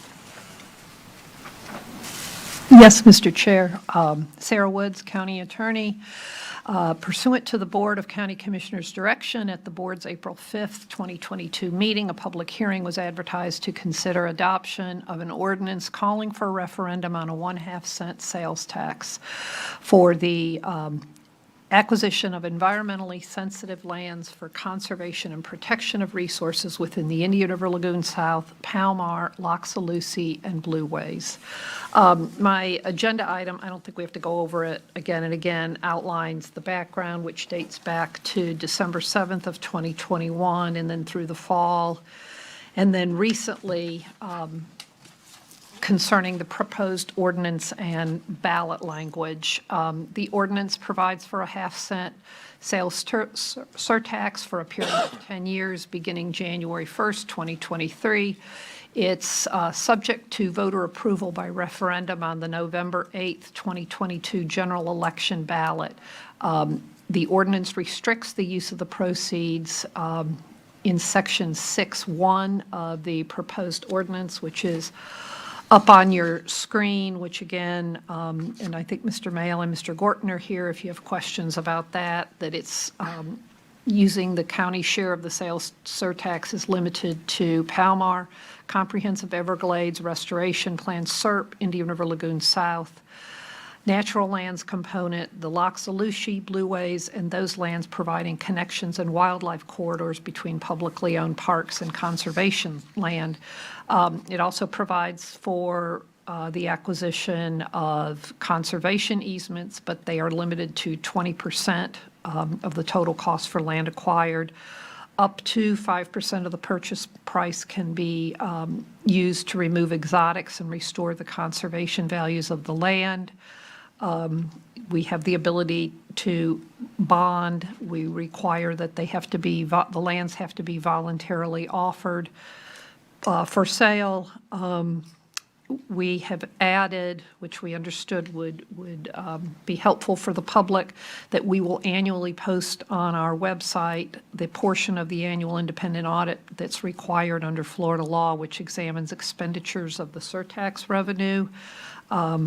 We are going to attempt to find matching funds. We restrict the use of the funds by us to only those outlined in the ordinance. Section 5 of the ordinance sets forth the ballot language. It's a little bit different than the one that was in the agenda item. We added a few words. I'll just go over it. The ballot language is for November 8th, 2022, official ballot, Martin County, Florida. Lands for healthy rivers, water quality, and natural resource protection, 1/2 cent. And then the numerical portion, sales surtax.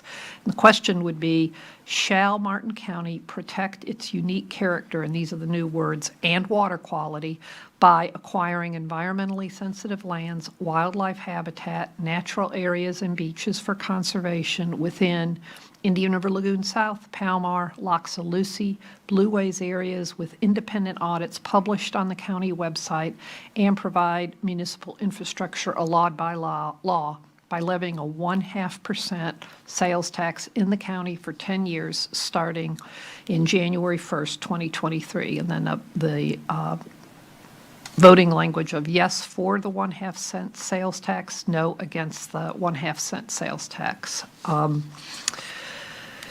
I'm here to answer any questions, as are Mr. Mayle and Mr. Gorton.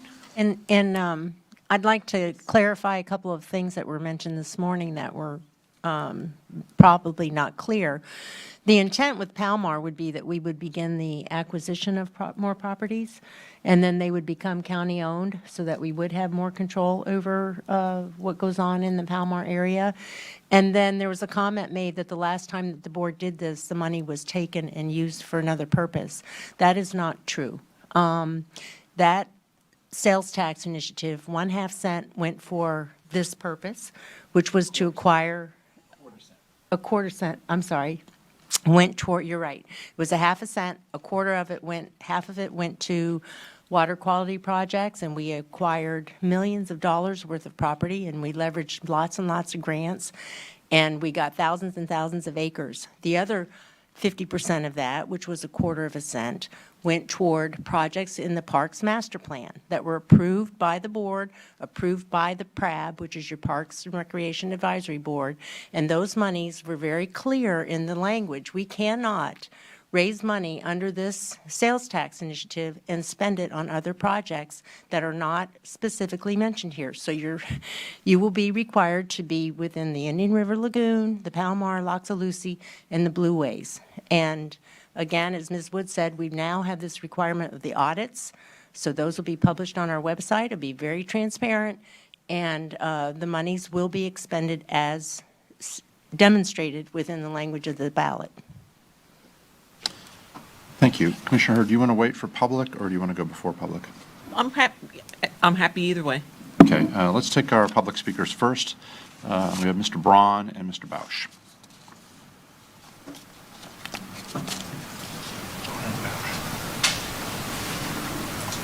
Thank you, Mr. Chair and Commissioners.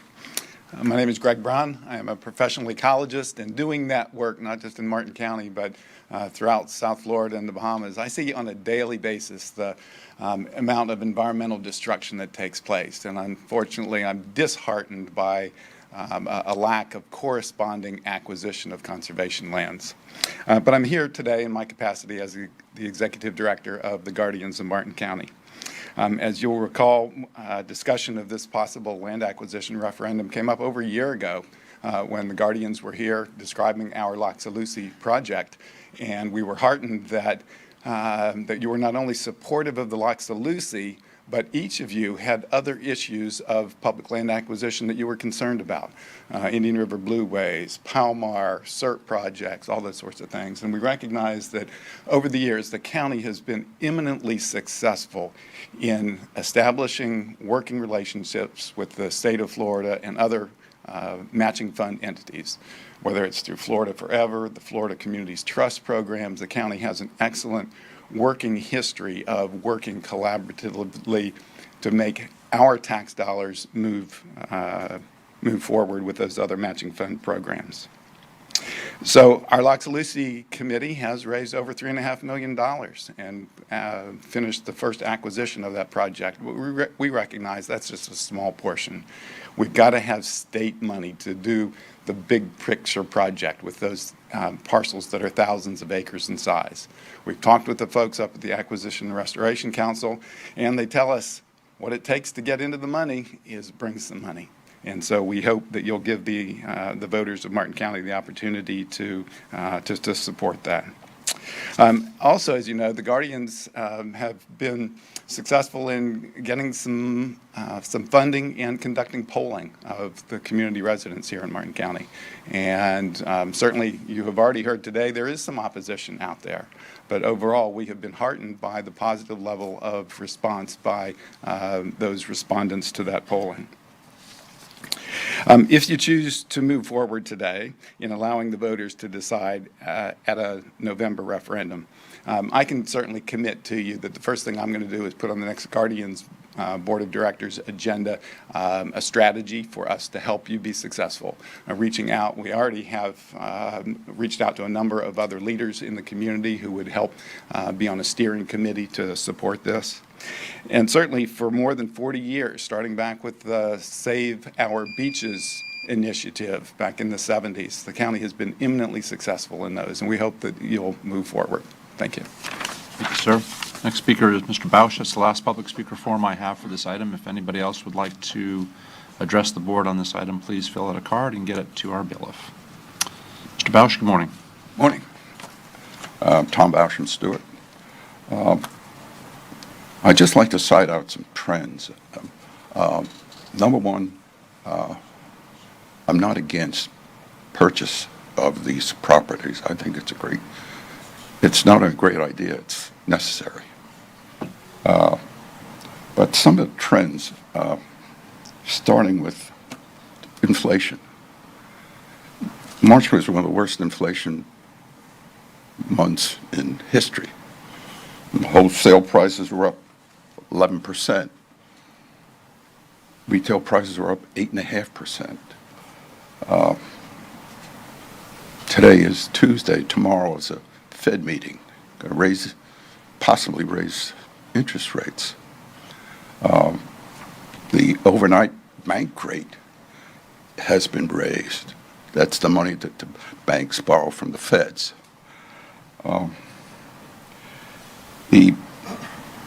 I'm trying to get at is the trend is that this inflation period is not going to stop tomorrow or a month from now or a couple of months from now. And by the time that the election comes, I give it a 50-50 shot that it's possible will succeed, just from a pure economic perspective. You're in the housing business, sir. The 30-year mortgage rate is up to 5.9. It was 3.8 a year ago. On a 30-year mortgage, that means almost $400 a month in increased monthly payment. Whatever your monthly payment is now, it's another $400 a month. I kind of feel that that trend isn't going to stop for a while. Getting to my final point, I think you should borrow the money today. Palm Beach is, I think, going to float a $100 million bond for land acquisition for conservation. You still have Karen here for another 2 months. Either get I'm not right. paperwork done, start the paperwork for a bond issue, or a line of credit. You're only going to buy what someone's willing to sell, so you're not going to use all that money the first day. But I'm concerned it's going to fail. Mr. Bausch, your time's up, sir. Okay, thank you. Is there anybody else? Last call on public. Seeing none, we'll close public. Commissioners? Oh, I'm sorry, Commissioner Hurd. I apologize. Yeah, tell me what "and provide municipal infrastructure allowed by law" means. It's the statutory language contained in Florida law that allows the sales surtax money that results within municipalities to use it for any municipal infrastructure. So the point of this is that the infrastructure sales tax, the additional half cent that's collected within our municipalities, can be used for any of the uses that's allowed under the Florida law. Okay. So this is... It's not restricted, as we are restricting ourselves, but they would not be restricted. Okay. And also, should this, should there be support for this referendum, what ability do we have as commissioners to advocate in support of the measure? Well, the Florida statutes, after July 1st, as I understand it, we would not be able to expend any taxpayer dollars to provide information relative to a sales tax, but that does not stop individuals from going to HOAs or any homeowners association, any property association, any group. We could put information on our website that would not, that doesn't cost us anything, but we could not do a mailer. In the past, we've done that. We've included information in your utility bills, or asked the property appraiser or other individuals to send out any mailers. So you really are limited from that perspective. But aside from that, I think the more we can communicate, if we've got other groups that are willing to get out there and educate, and we can't advocate, but we can educate. As I recall, when the school board's measure came before the voters, we included a fact sheet in our trim notices That is not allowed any longer. Even, it's not advocacy, it's just, But you can't spend the money to reproduce it. okay. Thanks. And I think that the legislature tightened down more on that this year from the previous restrictions that we were not allowed, other than educate, we weren't allowed to promote. And now they've taken the educate part out. And I think until it's tested in court, it's still some question, at least from facts perspective, whether or not we can actually go out to a HOA and do that and promote. That still seems to be questionable. Well, if you have individuals that are volunteers, Commissioner, I don't know, I mean, you're right. It's- We don't know, and someone will obviously challenge it at Sure. some point. Yes. Yes, you're absolutely right. I'm just sharing caution that we at FACT do not know what that terminology really fully means. And so you can do what you will with it, but Commissioner Heatherington. I would just say that I, of course, support the idea of land acquisition and for permanent preservation, and appreciate the work on the survey of the organization. And they're right, we've been working on it for about a year, talking about it. And I think unfortunately in the world now, we have an inflationary crisis, and I'm afraid that now is not the time. I've talked to hundreds of people in the last couple of weeks, and truly about this subject. And although they all also, many of them, probably over 50% of them, want to preserve and acquire land, many of them had said, they really can't sustain it right now. And that's my job, to listen to them. And I think that we have our hands tied behind our back as a county organization to effectively advocate. And if this is not successful, then I think it sets us back years and years down the road, and that's my concern. Commissioner Jenkins. Well, I believe when we first started this, specifically, Commissioner Smith instructed the Guardians to come up with a means of promoting this, not bringing it up at their next meeting after this meeting. So I sat through a Zoom meeting yesterday with the consultant that did the survey. It was, I was surprised to see the positive results from it.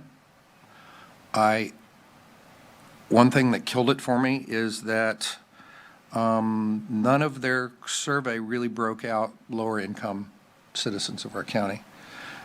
They based it on education. I don't think that's a good representation of our lower income folks that we're here to serve as much as anybody else. So, I've done my own survey, again, like Commissioner Heatherington, and had plenty of Publix parking lot conversations with people that are absolutely for our efforts to preserve environmentally sensitive lands and the character of Martin County. But this is the wrong time. And they've all asked me to put it on pause for another couple of years, till 2024, obviously. So, I'm trying to represent everybody. I appreciate the hard work that the survey company did, but I don't think it completely represents a complete spectrum of all of our citizens. So I'm reluctant to any further support it, for the moment, anyway. But it should be ready to rock and roll in 2024, if our economy recovers and we're back on track. Commissioner Hurd. Yeah, I've been gathering petitions to get my name put on the ballot in August, in the last week or so. And so I've talked to hundreds of Martin County voters, and overwhelmingly, their two biggest concerns are overdevelopment and clean water. which tells me the same thing that our consultants told us, which is that people would in large measure really support this ballot initiative. So I'm going to move in favor of the item. Commissioner Campion. Mr. Chair, thank you. In my mind, we need to break this issue down into two portions. Mr. Braun was right. He had come probably a year ago with a group of folks to discuss their new, at the time new, Loxalucy initiative, which for the folks that might be hearing about it today and didn't know about it in the past, was a real effort from the private side to start to step up in their own fundraising and their own identification of very important parcels of property. A lot of them are in the southern portion of the county, but they could be anywhere. And I liked that. And as a matter of fact, they were looking for just basically just to present it to us. And I think they were, if I remember correctly, pretty pleased by the response that they got. We made a motion to immediately support their efforts. I actually handed a little slip of paper to our administrator so as to not completely put her on the spot, which said, could we do $1 million a year right then and there? And then a conversation took place about how, although $1 million a year, look, we just talked about it for the sheriff, $1 million a year is a tremendous amount of money. However, when you're talking about acquiring hundreds, if not thousands of acres, $1 million a year is not a tremendous amount of money. So there was a lot of brainstorming going on up here on what else we could do. And then that's where that conversation sort of initiated about, hey, what about potentially bringing back a sales tax referendum? School board had just been successful with both a millage increase and a sales tax to build and not just to build, to replace 50-year-old elementary schools, one in Palm City, one in Jensen. And like we've heard a little bit this morning, the rules were a little different. I think a game changer on behalf of the school district was the little informational flyer that Crystal Lee Roberts had put together and then also came here and presented to us. That little one-page document that she put together really just laid out the questions very succinctly. And that was successful. That success, now part of it is coming back again. I think they're looking to keep their millage portion going. And the schools are both, I don't know, I haven't seen in Jensen, but in Palm City, the Palm City Elementary School is well on its way to completion. So people can see actually that what they chipped in for is really happening. So I'm all in favor of the land preservation and acquisition. Commissioner Hurd and Commissioner Smith have been up here for a long time, and for as often as they disagree, I think one of the things they both do agree on is the protection of environmental lands and water quality, and have worked collaboratively, which we can't say all the time, but in this particular issue, work collaboratively on this issue. I believe they're going to work collaboratively on this issue today. No qualms with that, no disagreement with that. When this originally came up about the sales tax, I was surprised because a couple of meetings ago, I felt like, well, I was in the minority of how we should go about acquiring those funds. Like everybody else that sits up there, like everyone else like you. You have friends, you have neighbors, you have people you golf with, or you work with, or you go to church with, or you play cards with. I've been asking those people, our constituencies, and I see my colleagues have so they're there now as well. I have not run into anybody that was like, yay. Yes, everyone agrees that they want to slow down development, they want to protect conservation land, and they definitely want water quality to be protected here. And I think the first line of this, whoever crafted the language here, it's this sharp language. This is the appropriate language. If you were going to have any success at the ballot, this is the right language. Those first handful of words that says, shall Martin County protect its unique character and water quality? Could be a one-sentence ballot language. That's what people will have to make the determine. I told John Mayle, who's standing over here, who's our environmental head, last week or 2 weeks ago when I did not support moving forward with this. He's a gentleman and he was, still very friendly. And I said, look, I don't oppose what he's trying to do, what the group is trying to do.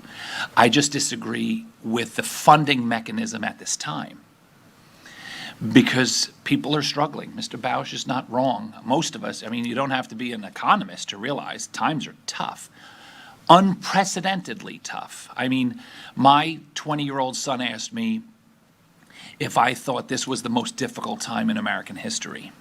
Now, I'm not really old, but I remember the 70s with the Iran-Contra, and that was the 80s, but when Jimmy Carter was president, and I remember being a kid lining up at gas stations, depending on what your license plate was, to get gas. And I remember when my parents thought about buying for the first time in Florida, that they were so excited that the interest rate had dropped down from approximately 16% to like 12%, and we thought that was a huge number. So I remember times being tough. But now, as one thing after another, inflation is high. Every bit of groceries is high. I rented a car recently, and it was more expensive to fill the tank with gas than it cost to rent the car.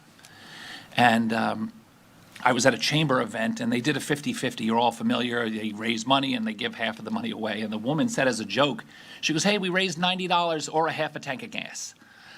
And I'm just thinking about this. I believe that we send messages. We have a member of the media here, and when the story's printed in the paper in the last several weeks and potentially today, it'll say, "Commissioners looking for an additional 1/2 cent sales tax." Commissioners are actually, if it were to pass, are looking for the public to tell us if they want a 1/2 cent sales tax. But somehow, through no fault of the young lady that's here, I think the message is lost in a way that it's just the government is looking for more money. And I didn't want to be part of that. So I'm sensing I can read the tea leaves and count to 3 like everybody else, and I don't think we're going to count to 3 on this morning. However, I will make a commitment, and I did at a meeting several weeks ago when an item came up, a separate item from this, a development project that could infuse a lot of additional capital, tax revenue to the county. And that's a controversial issue in itself, but a lot of people were like, you're building a wealthy neighborhood for wealthy people, and it's not necessary, and what's in it for us? Well, similar to when we brought in, an unexpected revenue stream with the FPL. I wasn't on the board when the FPL franchise fee was approved, but have been here since to reap the benefits, the county benefits of that. And I know some people are frustrated that maybe it hasn't worked out to be what they wanted, but at that time, the commissioners said, okay, well, we're going to take a certain percentage of that money, that new pot of money that's come in, and use it towards a specific issue. I believe that one of the issues that is before us in the next several weeks, or if not that one, something else, a very defined set of increased dollars to the county coffers could be set aside. Commissioner Smith and I had said 25% of that money should be used to fund environmental sensitive conservation land acquisition. Commissioner Smith made a suggestion, maybe it should be 50%. That's a conversation that we will have to have in the future. If that goes forward, that's the kind of strategy I think is appropriate and that I could get behind. Yes, we all agree that we need to continue to do this. If you purchase the land, it's not developed. If you purchase this land, it connects one sensitive part that's stuck with a missing link, and then we can purchase that missing link, and now you have the connectivity that is so important. So I'm a no on even asking our citizens about if they're interested in taxing themselves an additional 1/2 cent in November. I'm a yes in continuing to brainstorm this policy and this process. That, for us, sends a clear message to the public that the environment is important to all of us. And even for the people that don't necessarily understand specifically why it's important to them,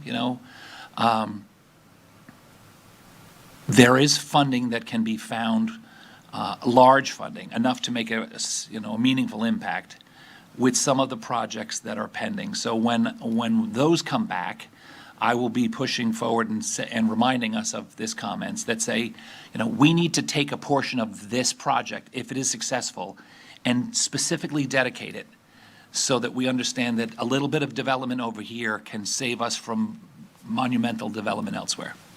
Thank you. I yield the remainder of my time.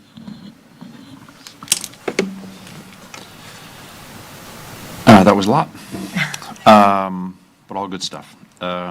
So one of my concerns over the conversation of all of this has been doing this well or having it done well.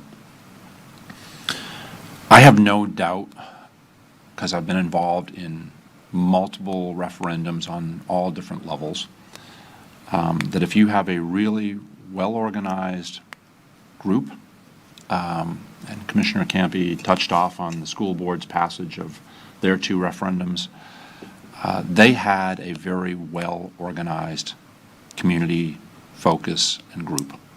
They had parents, they had teachers, they had kids that had a common interest and had a common goal, and really worked hard out in the community to make sure that everybody understood what that money was going to go for and how it was going to be used. One of the things that we have lost, I think, in this last year is the opportunity to get that group formed, an advocacy group that is out there, and pushing constantly to educate and inform and get consensus and get people to understand exactly what it is we're trying to do. Mr. Circus this morning asked us to have a focus group or have a public discussion on this. That should take course over a year or 2. It's not a day. It's not a one-time hearing. It's not a one-time workshop. It is long-term conversations. The most successful programs across the state, and I've sat through 20 or 30 presentations on good ones, take 2 to 3 years. They really work it, and they really get people to understand. The challenge in front of us is that with the crunch and with the pressure that people are feeling in Martin County with the growth and the different things that the city is going through, there is a lot of concern, there is a lot of pressure to do something about it now and make it happen now. People are tired of it, rightfully so. And we have had an incredibly successful effort over the years in our referendums with the various things that we have put before the voters. And I would argue with anybody that what we said we were going to do in the referendums, what was in the ballot language, what was in the ordinance language, was exactly what the county ended up doing. We are, as far as I'm concerned, one of the straightest counties in the business of doing what we do. The 2 people sitting to my right over there on the side chairs are part of that.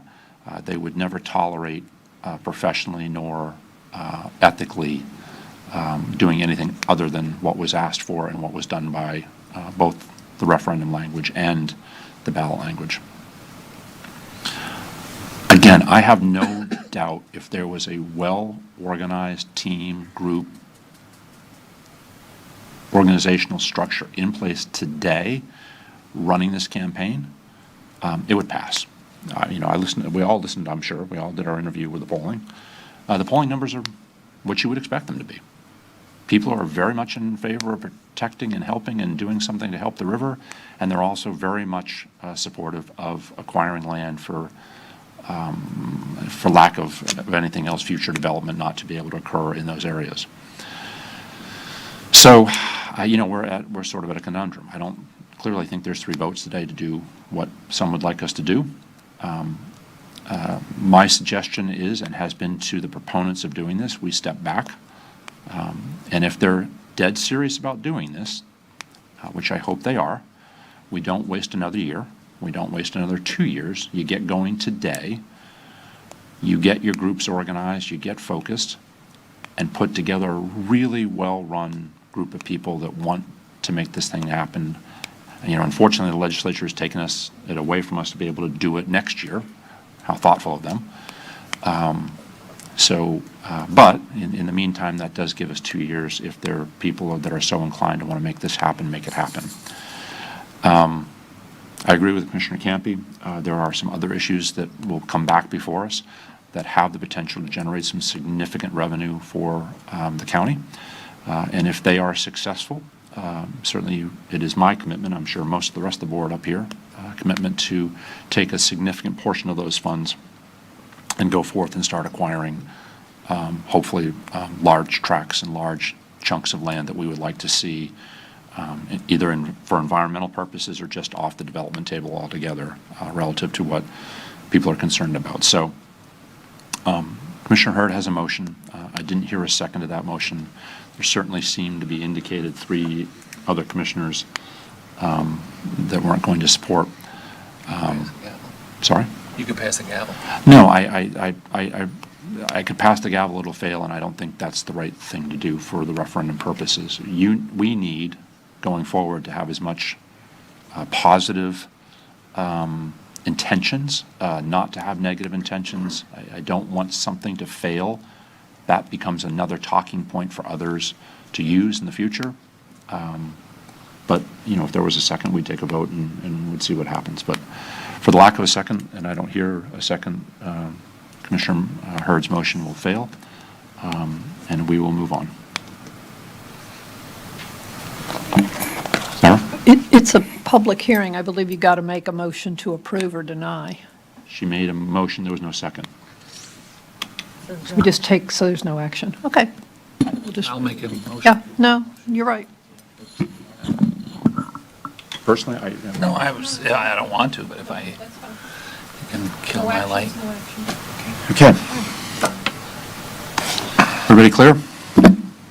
Thank you all. Next item on the agenda is Department Item Number 1, request for approval of the Floridian Golf Club Sixth Amendment to the PUD zoning agreement, revised master site plan, revised phasing plan, and revised Phase 3 and Phase 4 final site plans. Good morning. Good morning. Quasi judicial. Oh, I'm sorry, you're absolutely right. I was still in the mind thought of that last item. This is quasi judicial hearing. Commissioner Jenkins, any ex parte? I don't believe I do, but if I do, they've been filed. Commissioner Heatherington? If any, they've been filed. Commissioner Campy? I don't have any. Commissioner Hurd? I don't have any. I do, and they are filed. Do we have any interveners? Anybody either here or did they file? No. Do you have your work history stuff that needs to be filed? Yes, it's been turned in, yes. Okay, and can we get everybody to rise that is going to partake in this hearing that needs to be sworn in?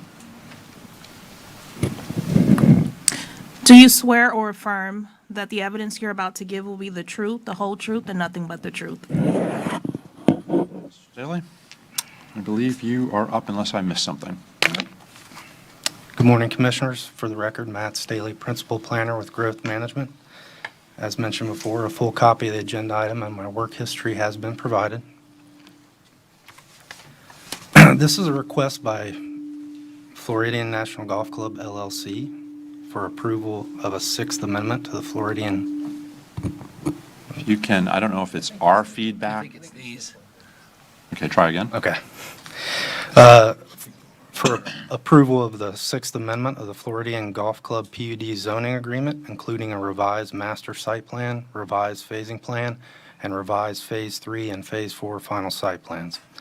The Floridian Golf Club PUD zoning agreement and master site plan were originally approved in 2012, and the project is comprised of 6 phases with most of the infrastructure and amenities already in place.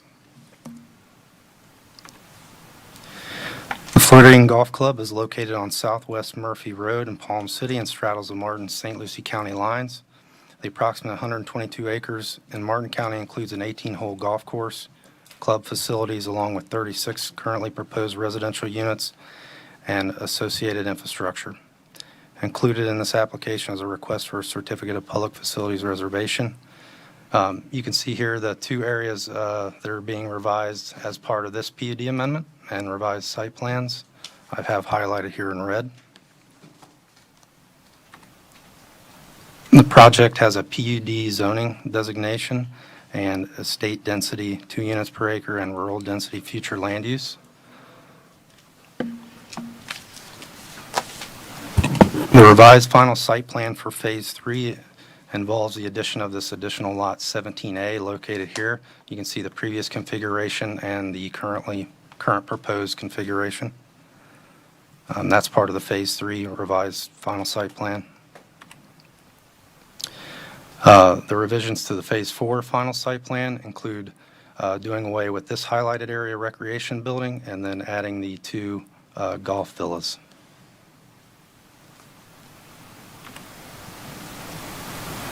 As a result of those revisions, that also triggers revising the master site plan and phasing plan, which must be consistent with the final site plans.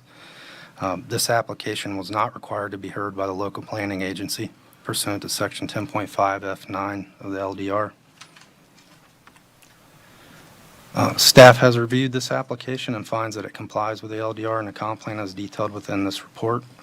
Staff recommends approval of this development application as consistent with the guidelines and standards of the applicable comp plan goals, objectives, and policies as implemented in the LDR.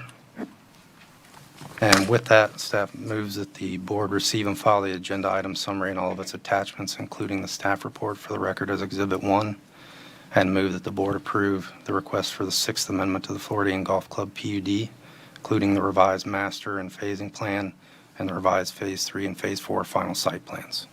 That concludes my presentation. I'll be glad to answer any questions. Great job, Mr. Staley. Thank you very much. Questions of our staff for their presentation? Seeing none, Mr. Crady, good morning. Good morning. For the record, Morris Crady, senior partner with Aceto and Associates, here on behalf of... Sworn in, correct? And they have been sworn in, yes. Here on behalf of the applicant, Floridian National Golf Club. And just to give you some real quick background, the Fourth Amendment, when we were here, we eliminated 16 lots along the man-made canal there and restored the shoreline with native vegetation. And then in the Fifth Amendment, we were here, I think, last year, where we got permission to fill in that man-made boat basin. And so here we are with the Sixth Amendment. We're going to create another lot, basically, where that boat basin was, and also add 2 more golf villas along the amenity center. But I do want to make sure this does include the revision to the CO phasing plan as well, right? Because it wasn't mentioned in the staff report, but there is a CO phasing plan for Phase 4 that allows us to get individual building permits and COs. So just for clarification, it does include that. That would be reflected for the golf cottages as Okay. part of that, yeah. So just stop there for a second, so Yeah. Mr. Light. You agree with that? Yes. Okay, thank you. Morris, please continue. That's all I had. Just wanted to clarify that those points, and with that, we're in support. We agree with staff recommendation and appreciate your support. Any questions for staff? I have a comment. Would you? After public comment, I'll go. Well, let's take public comment. I don't have any forms for public comment. Anybody wish to speak on this item? This is a public hearing. Don't see anybody coming forward. Commissioner Campy, if you'd like to make your comment now. Thank you. I was going to make a motion to accept staff's recommendation of approval. This project, although there's been several changes and amendments, if you will, the sixth, I have had the opportunity to be out there. It is the first-rate project. Everything they've done out there is beautiful. The handful of times that we've altered their original plan, I think, has benefited the community, the community, and made the project even nicer. So I'm completely in favor of helping them with this one. I'm glad it's in my district. Second. Do we have a second on the motion? Just a quick comment. I, too, had the opportunity to be out there recently for an event that was held. That's a whole nother conversation, but it was a well-done, kind of a fundraiser kind of a thing for this non-profit that is coming to Martin County, that is does some wonderful, amazing stuff down south of us, and has taken over a piece of property in sort of central Martin County to do the same kind of work that they're doing down in Palm Beach County. And one thing that strikes me if you have the chance to be out there, the quality and the workmanship and everything about the Floridian is stunning. It is really first-class, world-class, and to have amenities like that in our community. We had a conversation at the board, 2 weeks ago or so about similar projects happening in Martin County, and it's really amazing that these projects can come along, and as Ed said, it's morphed and changed over years, and I think it just keeps getting better and better. And I, for one, and I think some of our board members also would say the same thing, very much appreciate the fact that those investments are being made in Martin County, and with really very little to no impact whatsoever on the community. Quietly just paying their taxes. And that was really kind of, from my perspective, sort of the point of our previous conversations about other courses that may be built in Martin County. Just really amazing infrastructure. So anyway, with that, thank you for what you folks are doing out there, and we really appreciate it. There's a motion, there's a second. We did have public comment or no public comment. Anything else from staff? I'd like to mention something after you vote. So it doesn't need to be included in the motion? Correct. Okay. We have a motion, we have a second. Any further discussion? All in favor, say aye. Aye. All is opposed? Motion carries unanimously. Yes. Good morning, Commissioners. Paul Schilling, Growth Management Director. I just wanted to take an opportunity to thank Mr. Staley. He will be leaving us actually at the end of this week, so this will be his final venture into this arena in Martin County. He is moving on to other interests in life and so forth and so on. So on behalf of the department and everything he's done for us, he's an extremely valuable team member who will be desperately missed. So we wish him well on behalf of the county. The funny thing, when I took first a pause, Mr. Staley, when you first came in, I'm like, I kind of thought you'd already left, and I thought, well, maybe he changed his mind and he came back. We tried. And so here's your chance again. Right. It's like it's not a negotiation up here per se, but Won't break any pressure.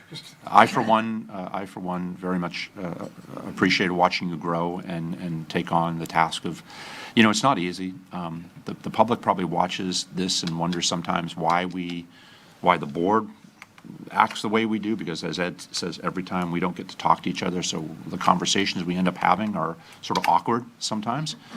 But the pressure on you all down sitting at the table and over in Krista's seat is enormous sometimes. And it takes a lot for an individual to step up, sit that chair, both listen to the public comment, take the public comment, take board comment, and try to keep on pressing through. It's not easy. Paul had blonde hair, 2 years ago. Now it's gray. Anyway, thank you very much. Good luck with your future ventures. We appreciate best. your time. Congratulations. And if you change your mind today, we're still here. You've been a terrific asset. Thank you very much. And with that, we do it on this item. Mr. Schilling, thanks you. Matt, good luck. Thank you. All set? Thanks, guys.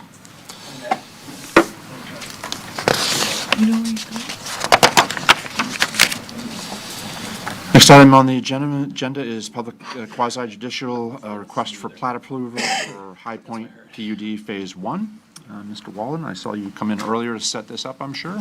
Yes, sir, I did. And this is quasi-judicial, Commissioners, Commissioner Jenkins? If I have any, they've been filed, which I don't think I do. Same, if any, they've been filed. Commissioner Campy? I have some and they've been filed. I don't have any, and they've been filed. I don't believe I have any new. If we do, they are filed. Anybody here for interveners? No, sir. We have no interveners listed. We need to swear in the witnesses. If you'd all please rise. Anybody that's going to testify? Raise your right hands. Do you swear or affirm that the evidence you're about to give will be the truth, the whole truth, and nothing but the truth? Good. And also, work history, do we need to kill another tree? Yes, sir, we do. We have my work history and a copy of the agenda for Exhibit 1. Great. Did I forget anything else? Do you have all your notices? Have they all been filed? None required. None required. Okay. Okay, thank you, Chairman. Good morning, Commissioners. Peter Walden, Deputy Growth Management Director. This is a request for a Phase 1 plat approval for the High Point PUD, formerly known as Pulte at Christ Fellowship. The final site plan for Phase 1 includes 94 single-family lots and the associated infrastructure on approximately 175 acres of the 321-acre project. The High Point project is located on the east side of Southwest Pratt Whitney Road, approximately 1 mile east of Southwest Canner Highway in Stewart. Included with this application is a request for a Certificate of Public Facilities exemption. During the review of the plat, staff and the applicant found some discrepancies between the proposed plat, the approved final site plan, and the approved Preserve Area Management Plan, or PAMP. Pursuant to Article 10 of the LDRs, we are able to request that minor technical changes be made for consistency of those documents.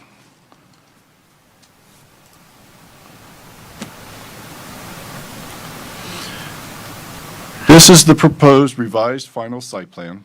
The corrections needed relate to the preserve area totals in the data tables. The plan itself is unchanged. The depicted preserves, wetlands, and wetland buffers are all accurately portrayed.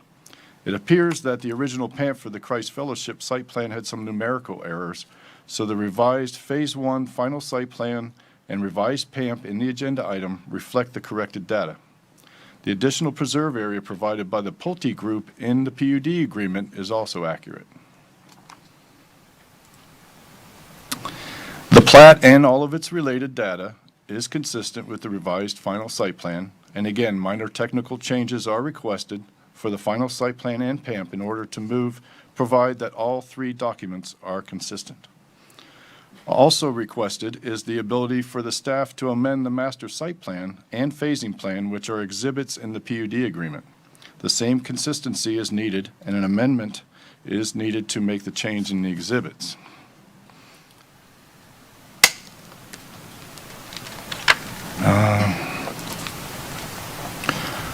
Also related to this application,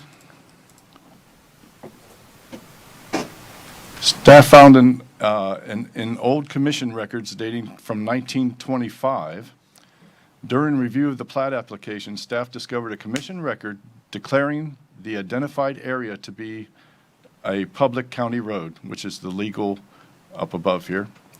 The right-of-way for this public county road was never dedicated to the county by the underlying landowner, nor has it ever been an open road, and no record of its existence is in evidence in the official public records. The current landowner, Christ Fellowship Church, Inc., is in the process of subdividing the property through the High Point Planned Unit Development Phase 1 plat. In order to address any potential title declaration of this area as a public county road, we request that the 1925 commission records be rescinded. And that leads me to, therefore, staff moves that the board receive and file the agenda item and its attachments, including the staff report, as Exhibit 1, and move that the board approve the plat for High Point PUD Phase 1 and the revised final site plan with revised PAMP, including the revised contract for construction of required improvements and infrastructure, subject to a demonstration of compliance with all applicable regulations, and move that the board adopt the resolution to rescind the previous declaration of the identified area as a public county road, and move that the board approve a first amendment to the High Point PUD zoning agreement, subject to the approval of the county attorney's office, to be submitted by the applicant to amend the High Point PUD agreement to replace Exhibit D, High Point Master Site Plan, and Exhibit E1, High Point Phasing Plan, in the existing High Point PUD agreement in order to provide consistency with the final site plan and plat. So that's a lot to be said, but that concludes my presentation. Be glad to answer any questions. It's never easy, is it? No. There's a lot. Commissioners, any questions of staff? Commissioner Kemp. Thank you, Mr. Chair. Mr. Walden, thank you very much for that presentation. This has been a long time coming. I know it's been a multifaceted process. I got involved many years. I think of everything now as pre-COVID, pre-pandemic. Many years ago, Mr. Donaldson and I had the opportunity to go out to Christ Fellowship and to meet Leo and Billy Vaughn and and some of the other members of the Vaughn family. For those that are not familiar, the Vaughn family is Aaron Vaughn's sisters and parents. Navy SEAL that was killed in Afghanistan, I call murdered, in Afghanistan. And what they did to honor him is they created Operation 300, which was meant to be a camp for the children of fallen soldiers, that they could have an opportunity to learn some of the life skills that they might have learned from their father had they not had a tragic outcome. And it was meant to be relatively mild and small, I think, in its original scope. And the reason we were out at Christ Fellowship is because the camp had become more and more successful and more needed and more frequent. And so in the early days, if a lot of us might remember, they used to just bounce around from location to location. And because of that, it was always difficult to really create the infrastructure necessary to host these children and the moms and the volunteers, the mentors. So when Christ Fellowship had come up with this idea with the Pulte Group that maybe we could sell off some of the property that they had behind their location in Stewart, it was going to be a PUD, and all of us involved in the process knows that PUDs have to offer some type of public benefit. This unique public benefit was going to be a dedication of property to Operation 300 and Camp Valor so that they could have a permanent home, and I was sold. I know Mr. Donaldson took it from there and worked with the Christ Fellowship and the Pulte Group and the Vaughn family to sort of figure this all out, on top of the fact that they're figuring out how to build a neighborhood. And so there's been a lot of process, and I know that the camp is there now very successfully, but as we put these final details to bed and properties, and this is also from Ms. Story, as properties and things like that are finally going to be completed, I just want to make sure, from the things that I remember hearing in several of those meetings in person, that so that there's no confusion or problems in the future, that part of it, I think, was addressed in the right-of-way issue. I know that public road sort of runs on the western portion of the campsite. I can tell you firsthand experience out in Palm City Farms when we start talking about right-of-ways and who's going to get them and who's going to get the advantages and who gets what portion. I just want to make sure that the staff and the camp, the Operation 300 and the Pulte Group and Christ Fellowship, that everyone is all in agreement while we're still here in these finalizing stages.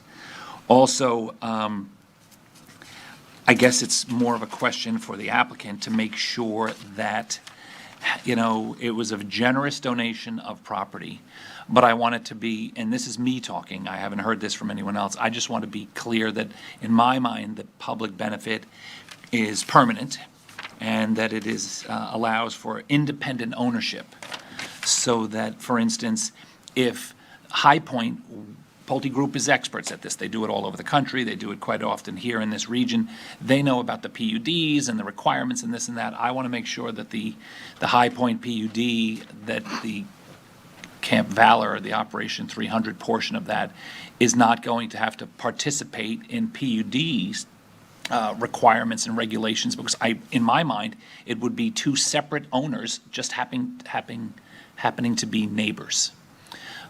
Is that the case? Is that a question for the applicant? Is that a question for our staff? I just want to be clear that as we all shake hands and say, well done, and Pulte Group goes off to build this lovely neighborhood, and Christ Fellowship continues to do God's work there, and Operation 300 continues to do God's work there, that I feel comfortable in my mind that everything was settled the way it was supposed to be. Thank you. So maybe I'll start. And then, so your Commissioner, Krista Story, Senior Assistant County Attorney. So to address the first thing, one of the obligations of the PUD agreement is that at no cost to the county or Operation 300, Inc., prior to the issuance of any non-model home building permit for the PUD, the owner shall convey to Operation 300 the 20 the approximately 20-acre parcel that's shown on the master site plan, and the plat will also be, in a sense, creating that parcel. Uses and development of that parcel shall be consistent with the Martin County Comprehensive Growth Management Plan, the land development regulations, and the general ordinances. However, use of the Operation 300 parcel for firearm training, tractor pulls, or automobile races is strictly prohibited. This parcel still remains within the PUD, but the uses are just to, as I've indicated, consistent with the remainder of our regulations. So it has not been removed from the PUD, but any type of restrictions that the PUD would cause are not, nothing related to those uses has been, other than what I've indicated, are prohibited. May I interrupt just for a second, and maybe this is what Ed was going to follow up with, or maybe this is what he meant, but this is what I heard him ask or say. Mm-hmm. There are times, time moves on, 10 years now, and PUD amendments come back for some crazy reason, something needs to be amended, and the PUD comes back to us for something. Mm-hmm. That always brings in everybody that's part of the PUD as a piece of that PUD, if you will. That will stay in place from what you just said. And so, Ed, I'm not sure what you're asking, but was there consideration for it being separated from the development portion of the PUD requirements? So if Pulte had to come back in 10 years from now and get a PUD amendment, do they still have to drag Operation 300 back in as part of that PUD, or is there a way to separate at least their roles? Is that what you were asking? That's actually, it is. The thing is that Pulte Group and the gentlemen that represent Pulte, we know them. I've been, over the last several years. But eventually, they're going to turn the project over to a homeowners association, and they're not going to be these gentlemen that I know that if I could pick up the phone and make a call and find out what's going on, it's going to be a homeowners association. I've been involved in my own. The PUD gets sideways with the county, or something happens, or they're looking to make changes. I want to make sure that Operation 300 is not somehow legally responsible to go along, as Commissioner Smith said. I just want to make sure that once Pulte Group is handed the neighborhood over to the residents that live there, and we don't know them anymore, I get that they're not going to shoot guns and have a tractor pull and race cars around on the property, and any of the other responsibilities that the Operation 300 folks will have to abide by. But I don't want them to be pulled into a situation. Maybe it'll never happen, but today's the day we have to try to lay that language in place so that they don't always have to worry what's happening on the other side of the fence from them. Well, there's no way to, first of all, there'll be a transfer of ownership, and when PUDs are amended, it's by the parties that have an interest in the property. As many of us have been confronting issues of PUDs and who's signatories on amendments on very old PUDs. And many of us have been struggling with that and moving forward and addressing that with applicants and trying to sort through who are the kind of the parties in interest. So saying that, Operation 300 is under, its zoning is PUD based on this inclusion. We are continuing to discuss with them. We're actually meeting as soon as next week. The board's comments are heard. We can follow through with them and Pulte to come up with a solution, whether it's rezoning or something to that effect. Is there a way, is there a mechanism for us? Because I'm thinking, when you just said what you just said, Krista, I'm thinking of a very old, very large PUD that has multiple players in it, that is potentially incredibly problematic as to who gets to do what within the PUD because they want to. Is there a way, and I haven't talk to Billy or anybody on his side of this thing if they want to be separated, but is there a way for us to separate out the 20-plus acres from the PUD as a separate standalone?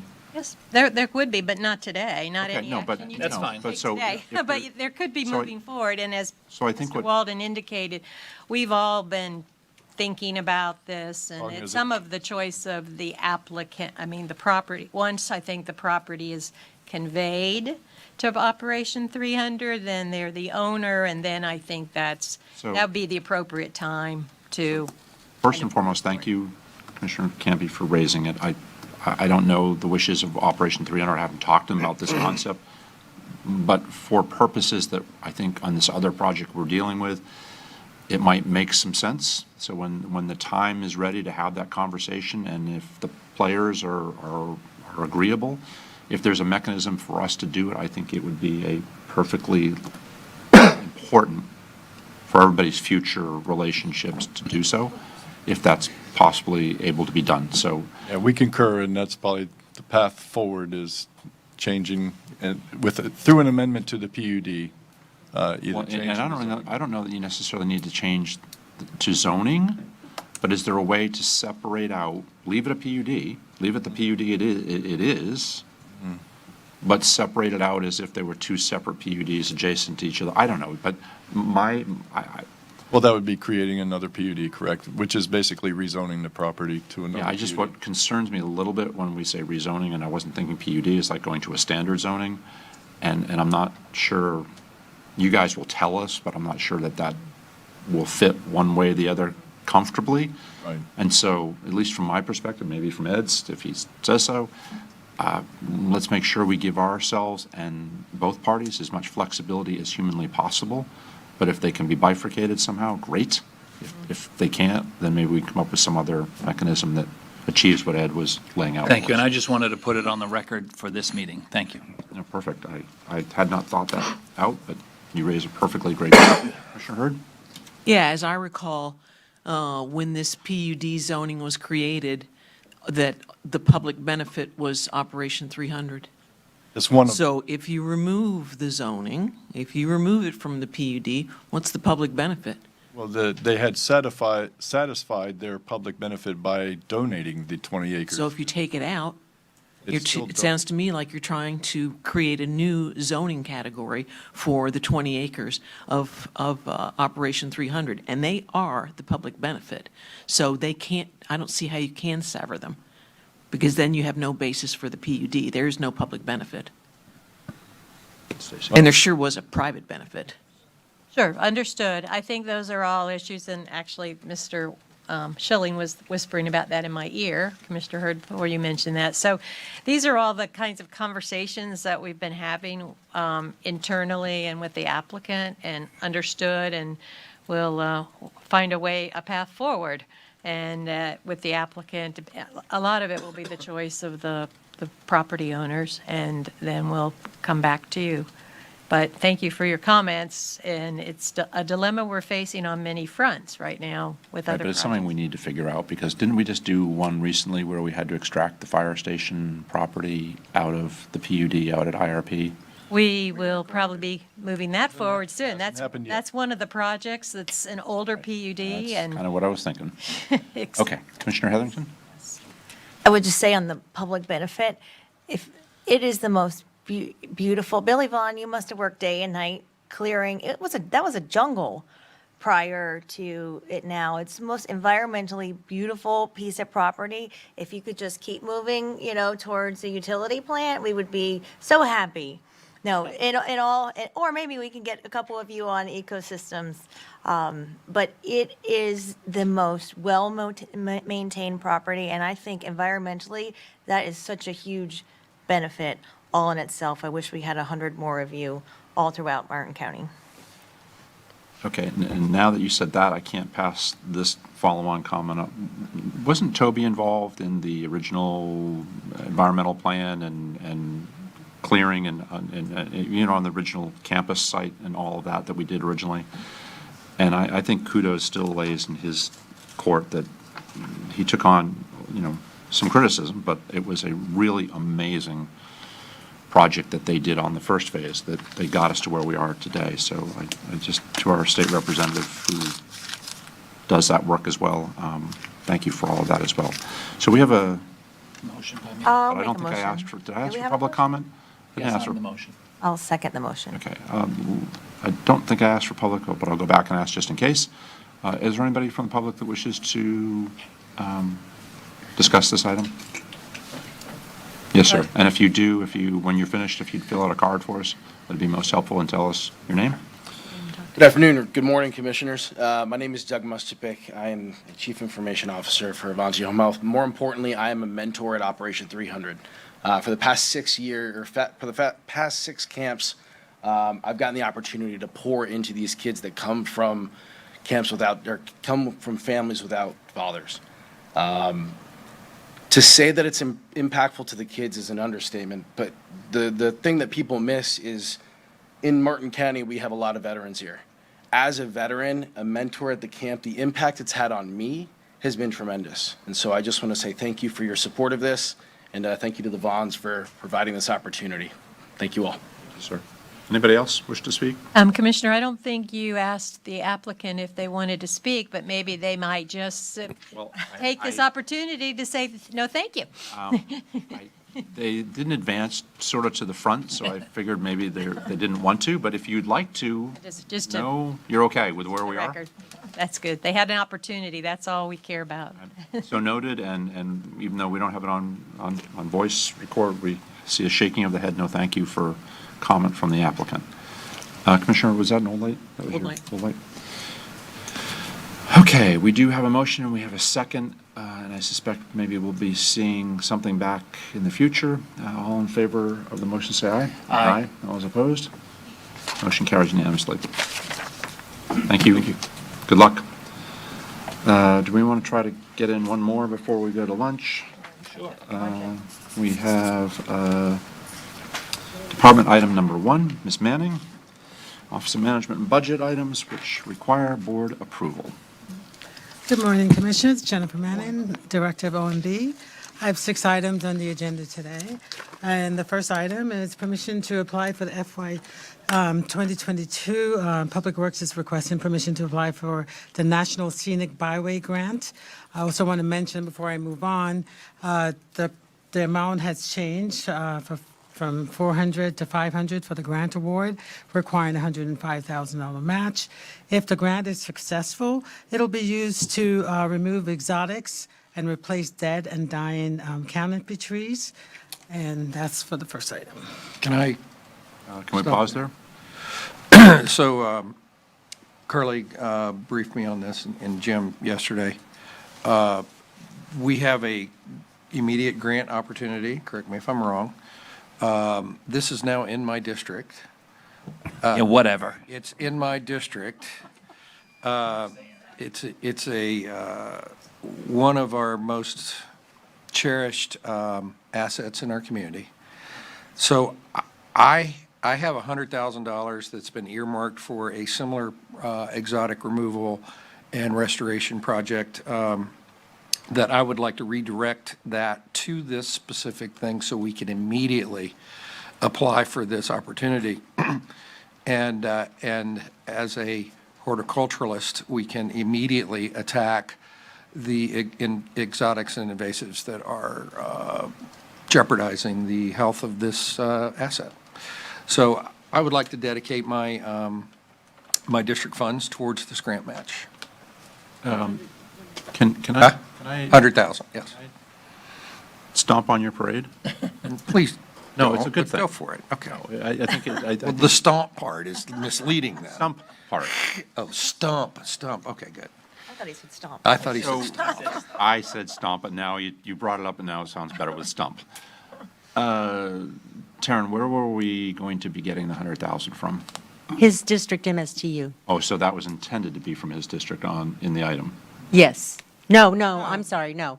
Initially, Commissioner Jenkins had asked you to allow him to allocate some district funds toward a different project, and he now would like to take those funds and redirect them to this project. So, but where would we, if he had not just said that, where were we getting the 100,000 from? Okay, so well, normally when we apply for a grant, we looked at different areas for this grant, we were thinking we would have to come back to the board if it was successful to take it out of general fund reserves, because we would not have a match otherwise. I want to expedite this. No, fair enough. I just,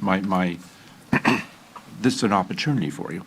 If you had 100,000 going to another project, I would rather see us do what they were planning to do, so you still have that 100,000 coming out of your district to put towards your other project. And if it takes advancing it one way or the other, but I don't think you should have to use your 100,000 for this, but if it can expedite it, fine. But reimburse it from It is in wherever, his district now. where it was going to come from, so that you can take your 100,000 and put it towards your other project, so that that's not on hold. That's fine. We can cross that bridge when we get to it. But I want to ensure that Curly has the ability now to pull the trigger on this and get it going. I'm just. If down the road, we work into something else that Taryn comes up with a way to reimburse me for this, that'd be great. I'm fully supportive. I'm just trying to give you more opportunity to do more stuff without tapping into your funds for that kind of a project. And I appreciate that. Thank you. Thank you. It was all about the stump. Thank you. Okay, Ms. Manning.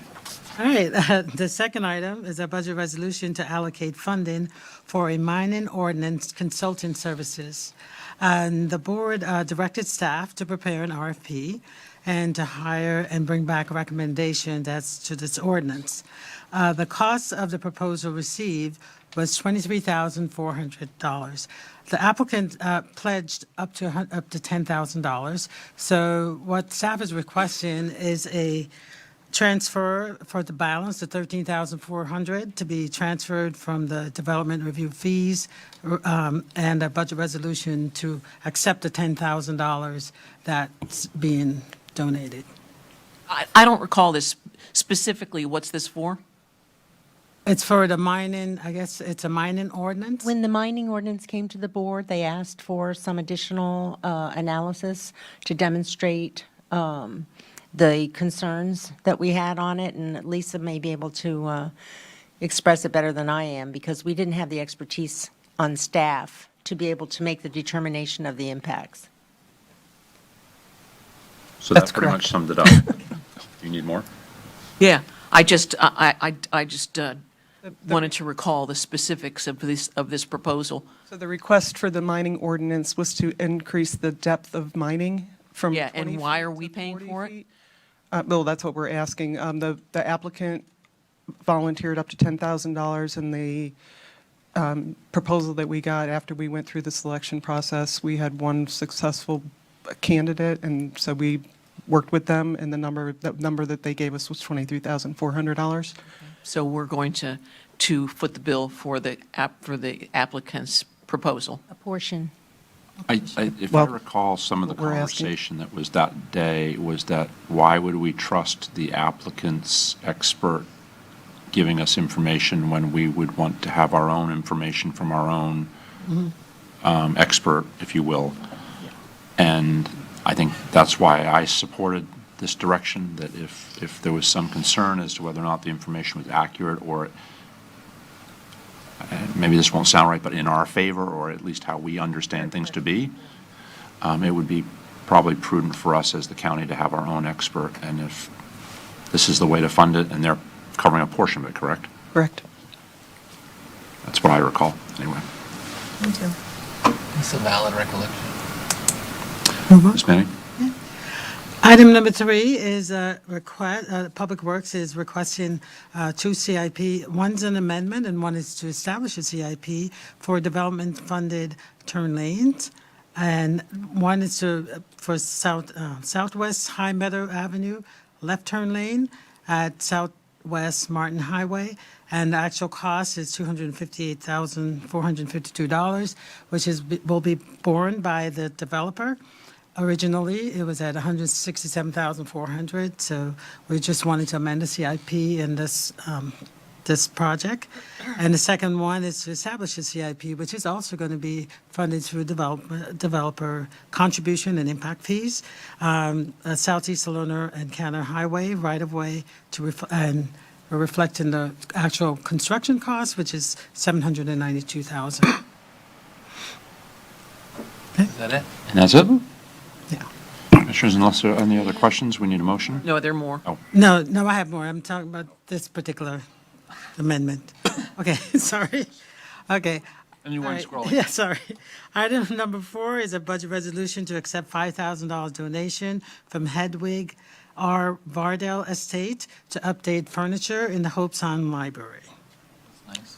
Item number 5, it's a budget transfer from disaster recovery reserves for potential disaster, and we do this every year where we actually ask the board to remove it from reserve in anticipation if there's any disaster, that's forthcoming. It's about 5.3 million in that fund. Okay. And the final item is a budget resolution to accept the FY 2022 Housing Initiative Partnership funding. There's a $1.1 million, and they gave an additional $63,671. And this is for housing rehab assistance, down payment assistance, sewer and water hookups for very low and moderate income families. And that concludes my presentation. Yeah, I'm going to separate out some of these items. I move approval of 1, 3, 4, 5, and 6. Put those back on the screen. okay, so we have a motion for items 1, 3, 4, 5, and 6. Yeah. Commissioner Hurd, correct? Yeah.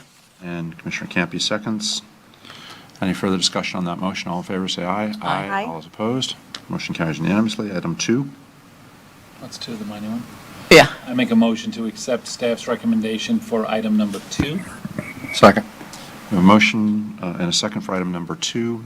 All those in favor of that motion, say aye. Aye. All is opposed. Opposed. Motion carries 4-1 with Commissioner Hurd dissenting. Ms. Yeah, Manning, thank thank you, you very much. Commissioner. Before we break, and just for conversation's sake, Harold, that conversation about the 100,000 and the canopy and all, it just triggered my thought. I forget if it was on your priority list for this year of things to get done. I really hope that we get a tree incentive program protection, something coming back to us. It's dead. The state has killed it for me. We put in so much effort, and David Arthur, But I'm wanting as an incentive program, not Oh, as incentive. not as a mandate, not as a, you have to do something, more of, if you had 3 specimen trees on your property and there was a way to save them, could we put in an ordinance, and I know somebody's going to say, no, you can't, but like to waive impact fees or to waive do something that would incentivize a property owner to save the tree or do whatever. I mean, we had a quintessential case over in Rio, Jensen, right on the edge. They had this beautiful oak tree in the back, and it looked like it was not going to get saved, and the property owners actually did a really good job of trimming the tree up and building around it and saved it. So, but it seems like there ought to be a way to, without tripping over the state's telling us we can't do anything, as a voluntary incentive program, that if you were to do something, we would have some kind of incentive to say, that's a great idea, thank you for doing that. And anyway, so. I will take that on. I will.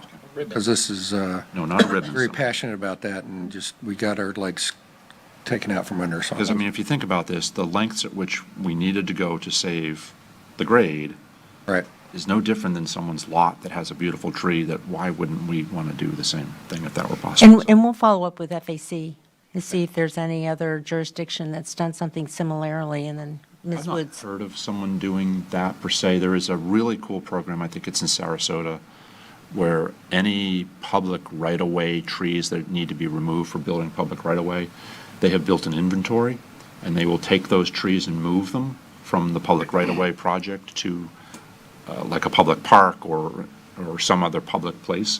And they've saved literally a couple hundred significant large trees that was really kind of. I actually have some resources through FNGLA, trade organization, and now that you're talking about that, believe it or not, Broward County had one of the strongest tree protection things going on in the state, and I kind of wonder what they're doing now, because they're very they're very proactive with that. So obviously, they've had to shift their efforts. So I will, thank you for that. I will take that One on. last piece of that, somebody asked me the other day, and maybe, I don't know how you do this for Sunshine, because I guess this is the only place I can ask you. Isn't there like a large tree expert person that moves big trees? Like, isn't there like someone who does that? Is it you or? Jenkins Landscaping. Okay. Boom. No, I There's actually a national company that we had a job that was so big that it was kind of above our heads. They're based in Texas, and they do an amazing, they can literally move a tree the size of this room. You know, it's, So, I mean, that might be a good thing also just to have in our, in the plan, that if we get something like this, you know, like we do with hurricane, you know, contracts, that if we had a contract in place and there was someone that was actually capable of doing big, if it was really big, you know, like this. I can't remember their name, environmental something that was in their name. Anyway, so, thank you for that, and we'll break for lunch. We'll be back at 1:30.